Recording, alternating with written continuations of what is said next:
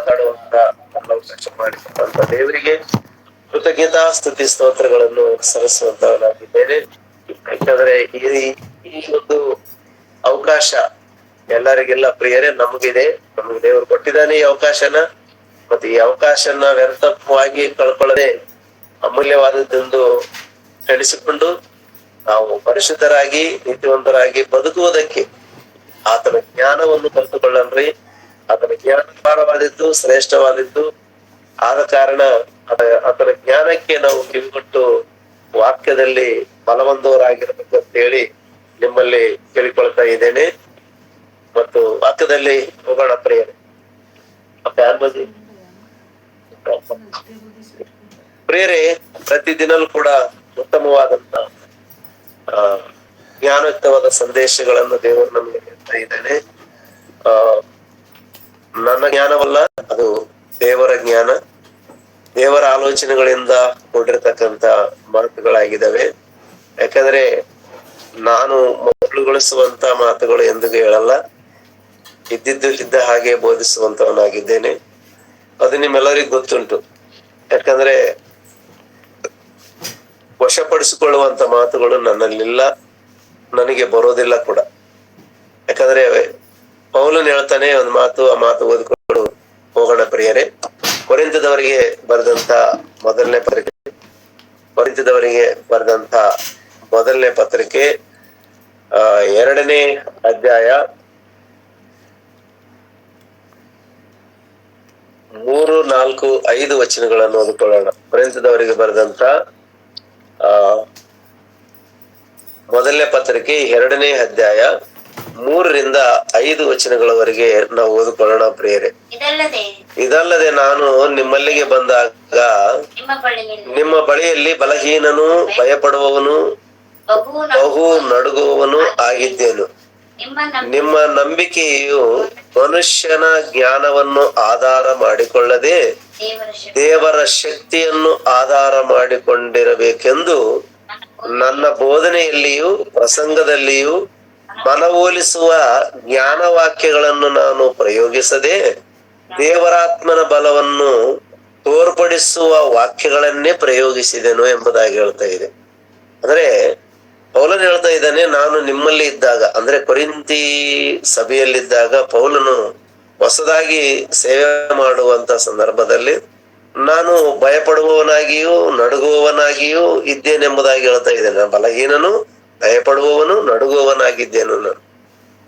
ಆದ್ರೆ ನನ್ನ ಉಪದೇಶ ಹೆಂಗಿತ್ತು ಅಂತಂದ್ರೆ, ನಾನು ಮನುಷ್ಯನ ಜ್ಞಾನವನ್ನು ಆಧಾರ ಮಾಡಿಕೊಂಡು ಬೋಧನೆ ಮಾಡಿಲ್ಲ, ಮನುಷ್ಯನ ಜ್ಞಾನವನ್ನು ಆಧಾರ ಮಾಡಿಕೊಂಡು ಬದುಕರಂತ ಹೇಳಿಲ್ಲ ನಾನು ಅಂತ ಹೇಳ್ತಾ ಇದ್ದಾನೆ. ಪೌಲನು ಹೇಳುವಂತ ಒಳ್ಳೆ ಮಾತು ನಮಗೆ 4ನೇ ವಚನದಲ್ಲಿ ಹೇಳ್ತಾ ಇದ್ದಾನೆ, ನಿಮ್ಮ ನಂಬಿಕೆಯು ಮನುಷ್ಯ ಜ್ಞಾನವನ್ನು ಆಧಾರ ಮಾಡಿಕೊಳ್ಳದೆ ದೇವರ ಜ್ಞಾನವನ್ನು ಆಧಾರ ಮಾಡಿಕೊಂಡಿರಬೇಕೆಂಬುದೇ ನನ್ನ ಬೋಧನೆಯಲ್ಲಿಯೂ ಪ್ರಸಂಗದಲ್ಲಿಯೂ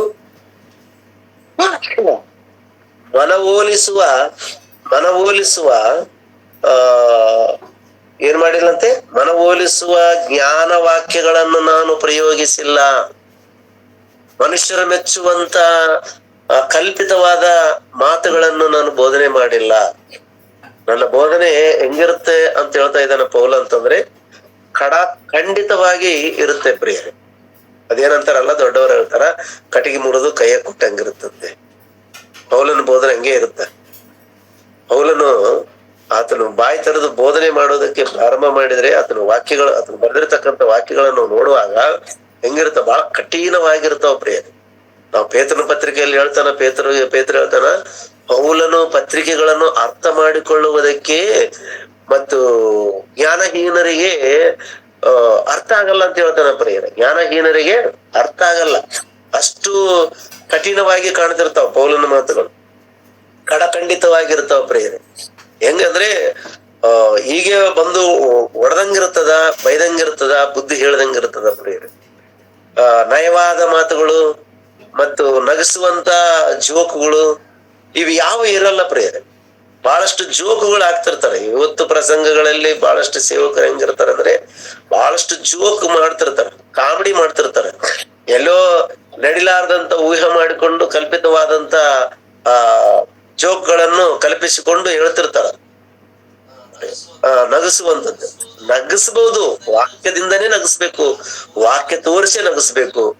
ಅದು ಇಲ್ಲಿ ಪೌಲ ಹೇಳ್ತಾ ಇದ್ದಾನೆ, ನಾನು ಹೆಂಗ್ ಹೇಳಿದೀನಿ ನಿಮ್ಗೆ ವಾಕ್ಯ ಅಂತಂದ್ರೆ 4ನೇ ವಚನದಲ್ಲಿ, ನಿಮ್ಮ ನಂಬಿಕೆಯು ಮನುಷ್ಯನ ಜ್ಞಾನವನ್ನು ಆಧಾರ ಮಾಡಿಕೊಳ್ಳದೆ ದೇವರ ಶಕ್ತಿಯನ್ನು ಆಧಾರ ಮಾಡಿಕೊಂಡಿರಬೇಕೆಂದು ನನ್ನ ಬೋಧನೆಯಲ್ಲಿಯೂ ಪ್ರಸಂಗದಲ್ಲಿಯೂ ಮನವೊಲಿಸುವ ಜ್ಞಾನ ವಾಕ್ಯಗಳನ್ನು ನಾನು ಪ್ರಯೋಗಿಸದೆ. ನಾನು ಮನವೊಲಿಸುವ ಮಾತುಗಳನ್ನು ಮಾತಾಡಿಲ್ಲ. ನಾನು ಏನೋ ನಿಮ್ಮ ಮೆಚ್ಚುಗೆಯನ್ನು ತೆಗೆದುಕೊಳ್ಬೇಕನ್ನಂತ ಆಲೋಚನೆಯಿಂದ ಬೋಧನೆ ಮಾಡ್ತಾ ಇಲ್ಲ ಅಂತ.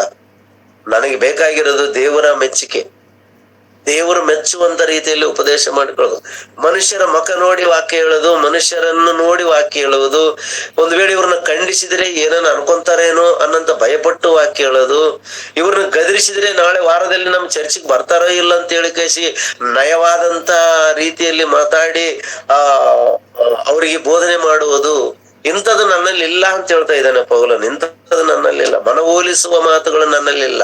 ಅಂದ್ರೆ ಅವ್ರನ್ನ ನನ್ನ ಕಡೆಗೆ ಆಕರ್ಷಣೆ ಮಾಡಿಕೊಳ್ಳುವಂತ ಆಲೋಚನೆಗಳು ನನ್ನಲ್ಲಿಲ್ಲ. ನನ್ನ ಮಾತು ಹೆಂಗಿರ್ತಾವ ಅಂದ್ರೆ, ನಿಮ್ಮ ನಂಬಿಕೆ ದೇವರ ಮೇಲೆ ಆಧಾರ ಮಾಡಿಕೊಂಡಿರಬೇಕೆಂಬುದೇ ನನ್ನ ಬೋಧನೆ. ನನ್ನ ಉಪದೇಶ ಎಲ್ಲ ಕೂಡ ಬಹಳ ಕಡಖಂಡಿತವಾಗಿರುತ್ತಾ, ಖಂಡಿಸುವಂತದ್ದಿರುತ್ತಾ, ಬೈಯುವಂತಿರುತ್ತಾ, ಹೆಚ್ಚು ಕಡಿಮೆ ಆದ್ರೆ ಹೊಡೆಯುವಂತ ರೀತಿಯಲ್ಲಿ ಕಾಣ್ತಿರ್ತದೆ ನನ್ನ ಮಾತುಗಳು ಅಂತ ಹೇಳ್ತಾ ಇದ್ದಾನೆ ಪೌಲನು. ನಾನು ಅಷ್ಟೇ ಪ್ರಿಯರೇ, ನಾನೂ ಅಷ್ಟೇ. ನಾನು ವಂಚಿಸುವಂತ ಮಾತುಗಳು ನನ್ನಲ್ಲಿರುವುದಿಲ್ಲ, ಮನವೊಲಿಸುವಂತ ಮಾತುಗಳು ನನ್ನಲ್ಲಿರುವುದಿಲ್ಲ. ನನ್ನ ಬೋಧನೆ ಅದು ಎಲ್ಲರಿಗೆ ಸ್ವಲ್ಪ ನೋವುಂಟು ಮಾಡುತ್ತೆ. ನಾನು ಬೋಧನೆ ಮಾಡುವಂತ ಬೋಧನೆ ಬಹಳಷ್ಟು ಜನರಿಗೆ ನೋವುಂಟು ಮಾಡುತ್ತೆ. ಆದ್ರೆ ಅದು ದೇವರಲ್ಲಿ ಬಲಗೊಳಿಸುವಂತ ಮಾತುಗಳಾಗಿವೆ ಅಂತ ಹೇಳ್ತಾ ಇದ್ದಾನೆ. 4ನೇ ವಚನವನ್ನು ಓದೋಣ ಪ್ರಿಯ. 4ನೇ ವಚನ, ನಿಮ್ಮ ನಂಬಿಕೆಯು ಮನುಷ್ಯನ ಜ್ಞಾನವನ್ನು ಆಧಾರ ಮಾಡಿಕೊಳ್ಳದೆ ದೇವರ ಶಕ್ತಿಯನ್ನು ಆಧಾರ ಮಾಡಿಕೊಂಡಿರಬೇಕೆಂಬುದೇ ನನ್ನ ಬೋಧನೆಯಲ್ಲಿಯೂ ಪ್ರಸಂಗದಲ್ಲಿಯೂ ಮನವೊಲಿಸುವ ಜ್ಞಾನ ವಾಕ್ಯಗಳನ್ನು ನಾನು ಪ್ರಯೋಗಿಸದೆ ದೇವರಾತ್ಮನ ಬಲವನ್ನು ತೋರ್ಪಡಿಸುವ ವಾಕ್ಯಗಳನ್ನೇ ಪ್ರಯೋಗಿಸಿದ್ದೇನೆ. ದೇವರಾತ್ಮನ ಶಕ್ತಿ ಅಂತದ್ದು, ದೇವರಾತ್ಮನ ಬಲ ಎಂತದ್ದು, ದೇವರಾತ್ಮ ಬೋಧನೆ ಮಾಡಿದ್ರೆ ಹೆಂಗಿರುತ್ತದೆ ಅಂತಂದ್ರೆ ಬಹಳ ಖಂಡಿತವಾಗಿರುತ್ತೆ ಅನ್ನಂತ ರೀತಿಯಲ್ಲಿ ನಾನು ಆ ವಾಕ್ಯಗಳನ್ನೇ ನಿಮಗೆ ತಿಳಿಸಿಕೊಟ್ಟಿದ್ದೇನೆ ವಿನಃ ಮನವೊಲಿಸುವಂತ ಮಾತುಗಳು ನಾನು ನಿಮಗೆ ಕಲಿಸಿಕೊಟ್ಟಿಲ್ಲ. ಹೌದು ಪ್ರಿಯರೇ, ಪ್ರಸಂಗ ಇರಬೇಕಾದ್ರೆ ಹೆಂಗಿರ್ಬೇಕಾದ್ರೆ ಮನುಷ್ಯರ ಮೆಚ್ಚುವಂತ ರೀತಿಯಲ್ಲಿ ಇರಬಾರದು. ಮನುಷ್ಯರು ಮೆಚ್ಚುವಂತ ರೀತಿಯಲ್ಲಿ, ಕೆಲವರಿಗೆ ಇಷ್ಟ ಅಥವಾ ಕೆಲವರಿಗೆ ಕಷ್ಟ ಆಗ್ತದ. ಕಷ್ಟ ಆದವ್ರು ನಮ್ಮನ್ನು ಬೈಕೊಳ್ತಾರೆ, ಇಷ್ಟ ಆದವ್ರು ನಮ್ಮನ್ನು ಹೊಗಳ್ತಾರೆ. ಅದು ಅವ್ರವ್ರಿಗೆ ಬಿಟ್ಟಿದ್ದು ಪ್ರಿಯರೇ. ಹೊಗಳಿದ್ರೆ ಹೊಗಳಿಲ್ಲ ಅಂತಾನ, ಮನುಷ್ಯರು ಹೊಗಳಿದ್ರೆ ಹೊಗಳಿಲಿ, ನೀವೇನು ನಿಮ್ಗೇನು ಪ್ರಾಬ್ಲಮ್ ಇಲ್ಲ. ಯಾಕಂದ್ರೆ ಜ್ಞಾನೋಕ್ತಿಗಳಲ್ಲಿ ಹೇಳ್ತಾರ, ಮನುಷ್ಯರು ತುಟಿಗಳು ನಿಮ್ಮನ್ನು ಹೊಗಳಿದ್ರೆ ಹೊಗಳಲಿ, ಆ ಹೊಗಳಿಕೆಗೆ ನೀವು ಒಳಪಡಬಾಡ್ರಿ ಅಂತೇಳಿ. ಅದಕ್ಕಾಗಿ ಅದು ಅವರವ್ರ ಇಷ್ಟ ಪ್ರಿಯರೇ, ಅವರವ್ರ ಇಷ್ಟ. ಆದ್ರೆ ವಾಕ್ಯ ನಮ್ಗೆ ಕಲಿಸಿಕೊಡ್ತಕ್ಕಂಥದ್ದು ಜ್ಞಾನ ಏನಂತ ಆಲೋಚನೆ ಮಾಡುವಾಗ, ಪ್ರೀತಿ ಉಳ್ಳಂತ ದೇವರ ಮಕ್ಕಳೇ, ನನ್ನ ಬೋಧನೆ ಹೆಂಗಿರ್ತದಂತಂದ್ರೆ ನನ್ನ ಪ್ರಸಂಗದಲ್ಲಿ ಆಯ್ತು, ನನ್ನ ಬೋಧನೆಯಲ್ಲೇ ಆಯ್ತು, ಮನವೊಲಿಸುವ ವಾಕ್ಯಗಳನ್ನು ಉಪಯೋಗ ಮಾಡಿಲ್ಲ. ದೇವರ ಆತ್ಮನ ಬಲ, ದೇವರ ಆತ್ಮನ ಶಕ್ತಿ ಕೂಡಿರ್ತಕ್ಕಂಥ ಜ್ಞಾನವನ್ನು ನಾನು ಉಪದೇಶ ಮಾಡಿದ್ದೇನೆ ಎಂಬುದಾಗಿ ಹೇಳ್ತಾನೆ. 6ನೇ ವಚನದಲ್ಲಿ ನೋಡುವಾಗ ಆದರೂ ಪ್ರವೀಣರಲ್ಲಿ ಜ್ಞಾನವನ್ನೇ ಹೇಳುತ್ತೇನೆ, ಅದು ಇಹಲೋಕದ ಜ್ಞಾನವಲ್ಲ, ಇಲ್ಲದೆ ಹೋಗುವ ಇಹಲೋಕ ಅಧಿಕಾರಿಗಳ ಜ್ಞಾನವೂ ಅಲ್ಲ. ಇದುವರೆಗೂ ಗುಪ್ತವಾಗಿದ್ದ ಸತ್ಯಾರ್ಥವನ್ನು ತಿಳಿಸುವಲ್ಲಿ ದೇವರ ಜ್ಞಾನವನ್ನೇ ಹೇಳುತ್ತೇನೆ. ನಿಜವಾಗ್ಲೂ ಅಂದ್ರೆ ದೇವರ ಜ್ಞಾನವನ್ನು ನಾವು ಕಲಿಸ್ಕೊಡ್ಬೇಕಾಗಿದೆ. ಕೆಲವರು ಸೇವಕರು ತಮಗೆ ಅನುಕೂಲವಾದಂತ ರೀತಿಯಲ್ಲಿ ಉಪದೇಶವನ್ನು ಮಾಡುವಂತವರಾಗಿರುತ್ತಾರೆ ಪ್ರಿಯರೇ. ಅಂದ್ರೆ ನನ್ನ ಮೆಚ್ಚಿಸುವಂತದ್ದು, ನನ್ನನ್ನು ಹೊಗಳಿಸ್ಕೊಳ್ಬೇಕಂತ, ನನ್ನ ಹೆಮ್ಮೆಗೋಸ್ಕರ ಕೆಲವರು ಮಾತಾಡ್ತಿರ್ತಾರೆ ಪ್ರಿಯರೇ. ಅದು ತಪ್ಪಂತ ಹೇಳ್ತಾನ. ನಾನು ಪ್ರವೀಣರಲ್ಲಿ ಜ್ಞಾನವನ್ನು ಬೋಧನೆ ಮಾಡ್ತಾನೆ. ಪ್ರವೀಣರ ಅಂದ್ರೆ ಕಾಲರ್ಸ್, ಪ್ರವೀಣರಂದ್ರೆ ಅವ್ರು ಬಹಳಷ್ಟು ಜ್ಞಾನಿಗಳು ಅಂತಕ್ಕಂದ್ರು ಒಂದು ಸಬ್ಜೆಕ್ಟ್ ಪರಿಪೂರ್ಣ ಅದು, ಒಂದು PhD ಆಗಿರ್ಬೋದು, ಅಥವಾ ಒಂದು ವಿದ್ಯೆದಲ್ಲಿ ಆಗಿರ್ಬೋದು, ಒಂದು ಸೈಂಟಿಸ್ಟ್ ಆಗಿರ್ಬೋದು, ಅವರು ಪರಿಪೂರ್ಣರಾಗಿರ್ತಕ್ಕಂಥವ್ರ ಮಧ್ಯದಲ್ಲಿ ನಾನು ಬೋಧನೆ ಮಾಡ್ತೇನೆ. ನಾನು ಏನೋ ಪೌಲ ನಿನ್ನೆ ಮೊನ್ನೆ ದೇವ್ರು ತಿಳ್ಕೊಂಡಿದ್ದಾನೆ, ಅವನಿಗೇನು ಬರ್ತ ಜ್ಞಾನ ಅಂತ ನೀವ್ ಅನ್ಕೊಂಡಿರ್ಬೋದು. ನಾನು ಮನುಷ್ಯರನ್ನು ಹೋಲಿಸುವಂತ ಮಾತು ನಾನು ಮಾತಾಡೋದಿಲ್ಲ, ನನ್ನ ಪ್ರಸಂಗಗಳು ಹಂಗಿರೋದಿಲ್ಲ. ದೇವರ ಆತ್ಮನ ಶಕ್ತಿಯಿಂದ ಕೂಡಿರ್ತಕ್ಕಂಥದ್ದಾಗಿರ್ತದೆ ನನ್ನ ಜ್ಞಾನ. ಆದ್ರೆ ನಾನು ಎಂತವರಿಂದ ಮುಂದೆ ಮಾತಾಡಕ್ಕೆ ಕೂಡ ನಾನು ರೆಡಿ ಇದ್ದೀನಿ ಅಂದ್ರೆ, ಜ್ಞಾನಿಗಳ ಸಂಗಡ ಪರಿಪೂರ್ಣರ ಮಧ್ಯದಲ್ಲಿ ಅಂತ ಹೇಳ್ತಾನ. ಅಲ್ಲೇನ್ ಹೇಳ್ತಾ ಇದ್ದಾನೆ 6ನೇ ವಚನದಲ್ಲಿ, ಆದ್ರೂ ಪ್ರವೀಣರಲ್ಲಿ ಜ್ಞಾನವನ್ನು ಹೇಳುತ್ತೇನೆ. ಪ್ರವೀಣರು ಅವರೆಲ್ಲ ವಿದ್ಯಾವಂತರು, ಬುದ್ಧಿವಂತರು. ಅವ್ರು ಏನು ಎಲ್ಲಾ ರೀತಿಯಲ್ಲಿ ಆಧ್ಯಾತ್ಮಿಕವಾಗಿ, ಶಾರೀರಿಕವಾಗಿ, ವಿದ್ಯೆಯಲ್ಲಿ ಆಗಿರ್ಬೋದು, ಬುದ್ಧಿಯಲ್ಲಿ ಆಗಿರ್ಬೋದು, ಎಲ್ಲದರಲ್ಲಿ ಅವರು ಪ್ರವೀಣರಿರ್ತಾರೆ ನೋಡು. ಅವರಿಗೂ ನಾನು ಬೋಧನೆ ಮಾಡುವುದಕ್ಕೆ ನನಗೆ ದೇವರ ಸಾಮರ್ಥ್ಯ ಕೊಟ್ಟಿದ್ದಾನೆ. ಬರೀ ಬೋಧನೆ ಅಂತಕ್ಕಂಥದ್ದು ಮನವೊಲಿಸುವಂತದ್ದಾಗಿರಬಾರ್ದಂತ ಪ್ರಿಯರೇ. ವಾಕ್ಯ ಕೇಳಿದ ನಂತರ ಅವರಲ್ಲಿ ಭಯ ಹುಟ್ಟಿರ್ಬೇಕು. ನಾನು ದೇವರಿಗೋಸ್ಕರ ಬದುಕ್ತಾ ಇಲ್ಲಲ್ಲ, ಒಂದು ವೇಳೆ ಸತ್ತರೆ ನಾನು ಎಲ್ಲಿ ನರಕಕ್ಕೆ ಹೋಗುತ್ತೀನೇನೋ ಅನ್ನಂತ ಭಯ ಅವರಲ್ಲಿ ಮೂಡಿರ್ಬೇಕು ಪ್ರಿಯರೇ. ಪಾಪ ಮಾಡುವುದಕ್ಕೆ ಹೆದರ್ಬೇಕು ಪ್ರಿಯರೇ. ವಾಕ್ಯ ಕೇಳಿದ ಮೇಲೆ ನಾವ್ ಹೇಳುವಂತ ಸ್ಪೀಚ್, ನಾವ್ ಹೇಳುವಂತ ಉಪದೇಶ ಹಂಗಿರ್ಬೇಕು ಪ್ರಿಯರೇ. ಏನಾದ್ರೂ ತಪ್ಪು ಮಾಡ್ಬೇಕು ಅಂತ ಒಂದ್ ವೇಳೆ ಪ್ರೇರೇಪಣೆ ಬಂದ್ರೆ ಎಮಿಡೆಂಟ್ ಆಗಿ ಅವ್ರಿಗೆ ಏನ್ ಅನ್ಸಿರ್ಬೇಕಂದ್ರೆ ಭಯ ಅನ್ನೋದು ಬಂದಿರ್ಬೇಕು. ಓ, ದೇವರ ವಾಕ್ಯ ಹೀಗಿದೆ, ನಾನು ಒಂದ್ ವೇಳೆ ಇದು ಮಾಡಿದ್ರೆ ನಾನು ನರಕಕ್ಕೆ ಹೋಗುತ್ತೇನೆ ಅನ್ನಂತ ಭಯ ಹುಟ್ಟಿರ್ಬೇಕು ಪ್ರಿಯರೇ. ಕಾಮನಾಗಿ ವಾಕ್ಯ ತಿಳ್ಕೊಂಡು ಏನಾಗಲ್ಲ ಬಿಡು, ಏನು ಆಶೀರ್ವಾದ, ಅದು ಕೃಪೆ, ಇವೆಲ್ಲ ಕೂಡ ಏನಾಗ್ಬಿಟ್ಟಿದೆ ಅಂದ್ರೆ, ನಾವ್ ಏನೇ ಮಾಡಿದ್ರು ಕೂಡ ದೇವರು ಕ್ಷಮಿಸುವಾತನಾಗಿದ್ದಾನೆ ಅನ್ನಂತ ಭಾವನೆಯಿಂದ ಇವತ್ತು ಕ್ರೈಸ್ತರು ಏನ್ ಮಾಡ್ತಾ ಇದಾರೆ ಅಂದ್ರೆ, ಎಲ್ಲಾ ರೀತಿಯಲ್ಲಿ ತಪ್ಪುಗಳನ್ನು ಮಾಡುವುದಕ್ಕೆ ಪ್ರಾರಂಭ ಮಾಡಿದ್ದಾರೆ ಪ್ರಿಯರೇ. ಎಲ್ಲಾ ರೀತಿಯಲ್ಲಿ ತಪ್ಪುಗಳನ್ನು ಮಾಡ್ತಾ ಇದ್ದಾರೆ, ಪಾಪ ಮಾಡ್ತಾ ಇದ್ದಾರೆ. ಕಾರಣ ಏನಂದ್ರೆ, ಅವರಿಗೆ ವಾಕ್ಯಗಳಲ್ಲಿರ್ತಕ್ಕಂಥ ಪರಮಾರ್ಥವನ್ನು ಬೆಚ್ಚಿ ಹೇಳ್ತಾ ಇಲ್ಲ. ಈ ವಾಕ್ಯ ನಾವು ಮೀರಿದ್ರೆ ನಮ್ಗೆ ಇದರಿಂದ ಶಿಕ್ಷೆ ಏನಿದೆ, ಈ ವಾಕ್ಯ ನಾವು ಸರಿಯಾಗಿ ರೀತಿಯಲ್ಲಿ ನಾವು ನಡ್ಕೊಳ್ಳಿಲ್ಲದ್ರೆ, ಈ ವಾಕ್ಯದ ಪ್ರಕಾರ ನಾವು ನಡ್ಕೊಳ್ಳಿಲ್ಲದ್ರೆ ನಮ್ಗೆ ಮುಂದೆ ಆಗ್ತಕ್ಕಂಥ ಅನಾಹುತ ಏನಿದೆ ಅಂತಕ್ಕಂಥದ್ದನ್ನ ಇವತ್ತು ಕ್ರೈಸ್ತರು ಕಲಿಸ್ಕೊಡ್ತಾ ಇಲ್ಲ, ಬೋಧನೆ ಹೇಳ್ಕೊಡ್ತಾ ಇಲ್ಲ. ಏನಾಗುತ್ತೆ, ಕಾಮನ್ ಆಗಿದೆ ಇವತ್ತು ಎಲ್ಲ. ನಾವು 20, 25, 30 ವರ್ಷ, 40 ವರ್ಷ, 50 ವರ್ಷದ ಕ್ರೈಸ್ತರಾಗಿದ್ದೀವಿ ನಾವು. ನಮಗೆಲ್ಲ ಗೊತ್ತು, ವಚನಗಳು ಗೊತ್ತು, ಬೈಬಲ್ ಗೊತ್ತು, ನಮಗೆ ಎಲ್ಲ ಓದಕರೆಲ್ಲ ಗೊತ್ತು, ನಮಗೆ ಬಿಷಪ್ ಗೊತ್ತು, DS ಗೊತ್ತು, ನಮಗೆ ಪೋಪ್ ಗೊತ್ತು ಅಂತ ನೀನು ಹೇಳ್ಕೊಂಡ್ರೆ ದೇವ್ರ ಗೊತ್ತಿಲ್ಲ ನಿನಗೆ. ಇವರೆಲ್ಲರೂ ಗೊತ್ತಿರ್ಬೋದು ನಿಮಗೆ, ದೇವ್ರ ಗೊತ್ತಿಲ್ಲ. ದೇವರ ವಾಕ್ಯದಲ್ಲಿರ್ತಕ್ಕಂಥ ಶಕ್ತಿ ಗೊತ್ತಿಲ್ಲ, ದೇವ್ರ ಜ್ಞಾನ ಗೊತ್ತಿಲ್ಲ, ದೇವ್ರ ಉಪದೇಶ ಅದರ ಸಾರಾಂಶ ನಮಗ್ ಗೊತ್ತಿಲ್ಲ. ಅದಕ್ಕೆ ಇವತ್ತು ಎಲ್ಲರೂ ಕೂಡ ಪಾಪ ಮಾಡುವುದಕ್ಕೆ ಸುಲಭವಾಗಿ ಪಾಪ ಮಾಡ್ತಾ ಇದಾರಂತೆ. ಸುಲಭವಾಗಿ ನಾವು ಕೀರ್ತನೆ ಇದು ಇಬ್ರಿದವರಿಗೆ ಬರೆದಂತ ಪತ್ರಿಕೆ 12ನೇ ಅಧ್ಯಾಯ 1ನೇ ವಚನ ನೋಡಿದಾಗ ಒಂದು ವಾಕ್ಯ ಹೇಳ್ತಾನೆ ಪ್ರಿಯರೇ. ಇಬ್ರಿದವರಿಗೆ ಬರೆದಂತ ಪತ್ರಿಕೆ 12ನೇ ಅಧ್ಯಾಯ ಪ್ರಾರಂಭ ವಚನದಲ್ಲಿ ನೋಡಿದ್ರೆ, ಆದ ಕಾರಣ ಇಷ್ಟು ಮಂದಿ ಸಾಕ್ಷಿ ಅವರು ಬೇಗಾದೋಪಾದಿಯಲ್ಲಿ ನಮ್ಮ ಸುತ್ತಲಿರುವುದರಿಂದ ನಮಗೆ ಅಭ್ಯಂತರ ಮಾಡುವ ಎಲ್ಲಾ ಭಾರವನ್ನು ಹತ್ತಿಕೊಳ್ಳುವ ಪಾಪವನ್ನು ನಾವು ಸಹ ತೆಗೆದಿಟ್ಟು ಅಂತ ಹೇಳ್ತಾ ಇದ್ದಾನೆ. ಅಂದ್ರೆ ಪಾಪವನ್ನು ತೆಗೆದಿಡುವಂತ ಪರಿಸ್ಥಿತಿ ಬರ್ಬೇಕು ನಾವು ವಾಕ್ಯ ಕೇಳಿದ ನಂತರ. ವಾಕ್ಯ ಕೇಳಿದ್ರೆ ನಾವ್ ಏನಾಗಿರ್ಬೇಕಂತ, ನಮ್ಮಿಂದ ಪಾಪ ತೊಲಗಿಸಿಕೊಳ್ಳುವಂತ ಆಲೋಚನೆಗಳು ಬರಬೇಕು. ವಾಕ್ಯ ಕೇಳಿದಾಗಲೂ ಕೂಡ ಪಾಪ ಮಾಡ್ಬೇಕಂತ ಅನ್ಸ್ಬಾರ್ದು ಪ್ರಿಯರೇ. ವಾಕ್ಯ ಕೇಳಿದಾಗಲೂ ಕೂಡ ಪಾಪ ಮಾಡ್ಬೇಕಂತ ಅನ್ಸ್ಬಾರ್ದು. ವಾಕ್ಯ ಕೇಳಿದ ನಂತರ ನಮ್ಮನ್ನು ಶಿಕ್ಷಿಸುವಂತ ಪಾಪವನ್ನು ತೆಗೆದುಬಿಟ್ಟು ಅಂತ ಹೇಳ್ತದೆ, ತೆಗೆದಿಟ್ಟು. ವಾಕ್ಯಗಳೆಲ್ಲ ಸಾಕ್ಷಿ ಸಮೂಹವಾಗಿದ್ದಾವೆ. ಮೇಘಾದೋಪಾದಿಯಲ್ಲಿ ಅನೇಕರ ಸಾಕ್ಷಿಗಳು ಬೈಬಲ್ ನಲ್ಲಿ ನಮಗೆ ವಾಕ್ಯದ ಪ್ರಕಾರ ಬದುಕಿರುವಂತವರ ಸಾಕ್ಷಿಗಳು ನಮ್ಮ ಕಣ್ಣು ಮುಂದೆ ಕಾಣ್ತಾ ಇದ್ದಾವೆ. ಅವರೆಲ್ಲರ ಚರಿತ್ರೆಯನ್ನು ಓದಿಕೊಂಡಾಗ ಅಥವಾ ಆ ವಾಕ್ಯವನ್ನು ಕೇಳಿದಾಗ, ಒಬ್ಬ ಬೋಧಕನ ಬಾಯಿಯಿಂದ ವಾಕ್ಯವನ್ನು ಕೇಳಿದಾಗ ಅವನಿಗೆ ಏನ್ ಅನಿಸಿರ್ಬೇಕಂದ್ರೆ ಭಯ ಹುಟ್ಟಿರ್ಬೇಕಂತ ಪ್ರಿಯರೇ. ಪಾಪ ಬಿಟ್ಟು ಬಿಡ್ಬೇಕು ಇವತ್ತಿನಿಂದ ಅಂತ ಅನಿಸಿರ್ಬೇಕಂತ ಅವನಿಗೆ. ಇವತ್ತಿನಿಂದ ನಾನು ಪಾಪ ಮಾಡಬಾರ್ದು, ಆ ಭಯ ಹುಡ್ತಾ ಇದೆನಾ ಇವತ್ತು? ಬೋಧಕರು ಉಪದೇಶ ನೀಡ್ತಾ ಇದಾರಲ್ಲ, ಆ ಭಯ ಬರ್ತಾ ಇದೆನಾ? ಪಾಪ ಬಿಡಬೇಕು ಅನ್ನಂತ ಭಯ ಬರ್ತಾ ಇದೆನಾ? ಪಾಪ ಮಾಡ್ಬೇಕು ಅನಿಸ್ತಾ ಇದೆನಾ? ಅಂದ್ರೆ ನಗಿಸುವುದು, ಮನವೊಲಿಸುವಂತ ಮಾತುಗಳು ಅಥವಾ ಕಟ್ಟುಕತೆಗಳು ಒಂದಾನೊಂದು ಕಾಲದಲ್ಲಿ ಒಂದು ರಾಜನಿದ್ದನಂತೆ, ಅವನಿಗಿಬ್ಬರು ಹೆಂಡ್ರಂತೆ. ಈ ಕಥೆಗಳು ಬೇಡ. ಈ ಕಥೆಗಳು ಹೇಳುವುದರಿಂದ ಮನುಷ್ಯನ ಮನಸ್ಸು ಬದಲಾಗಲ್ಲ. ಟೈಮ್ ಪಾಸ್ ಆಗುತ್ತದು. ಟೈಮ್ ಪಾಸ್ ಆಗುತ್ತ. ಟೈಮ್ ಪಾಸ್ ಮಾಡುವುದಕ್ಕಾಗಿ ದೇವರು ನಮಗೆ ಈ ಕಾಲಾವಕಾಶ ಕೊಟ್ಟಿಲ್ಲ ಪ್ರಿಯರೇ. ಆತನ ವಾಕ್ಯಗಳು ಹೆಂಗಿರ್ತವಂತ ಪ್ರಿಯರೇ, ಕೀರ್ತನೆಗಳ ಗ್ರಂಥ 119ನೇ ಅಧ್ಯಾಯ 38ನೇ ವಚನವನ್ನು ಓದ್ಕೊಳ್ಳೋಣ ಪ್ರಿಯರೇ.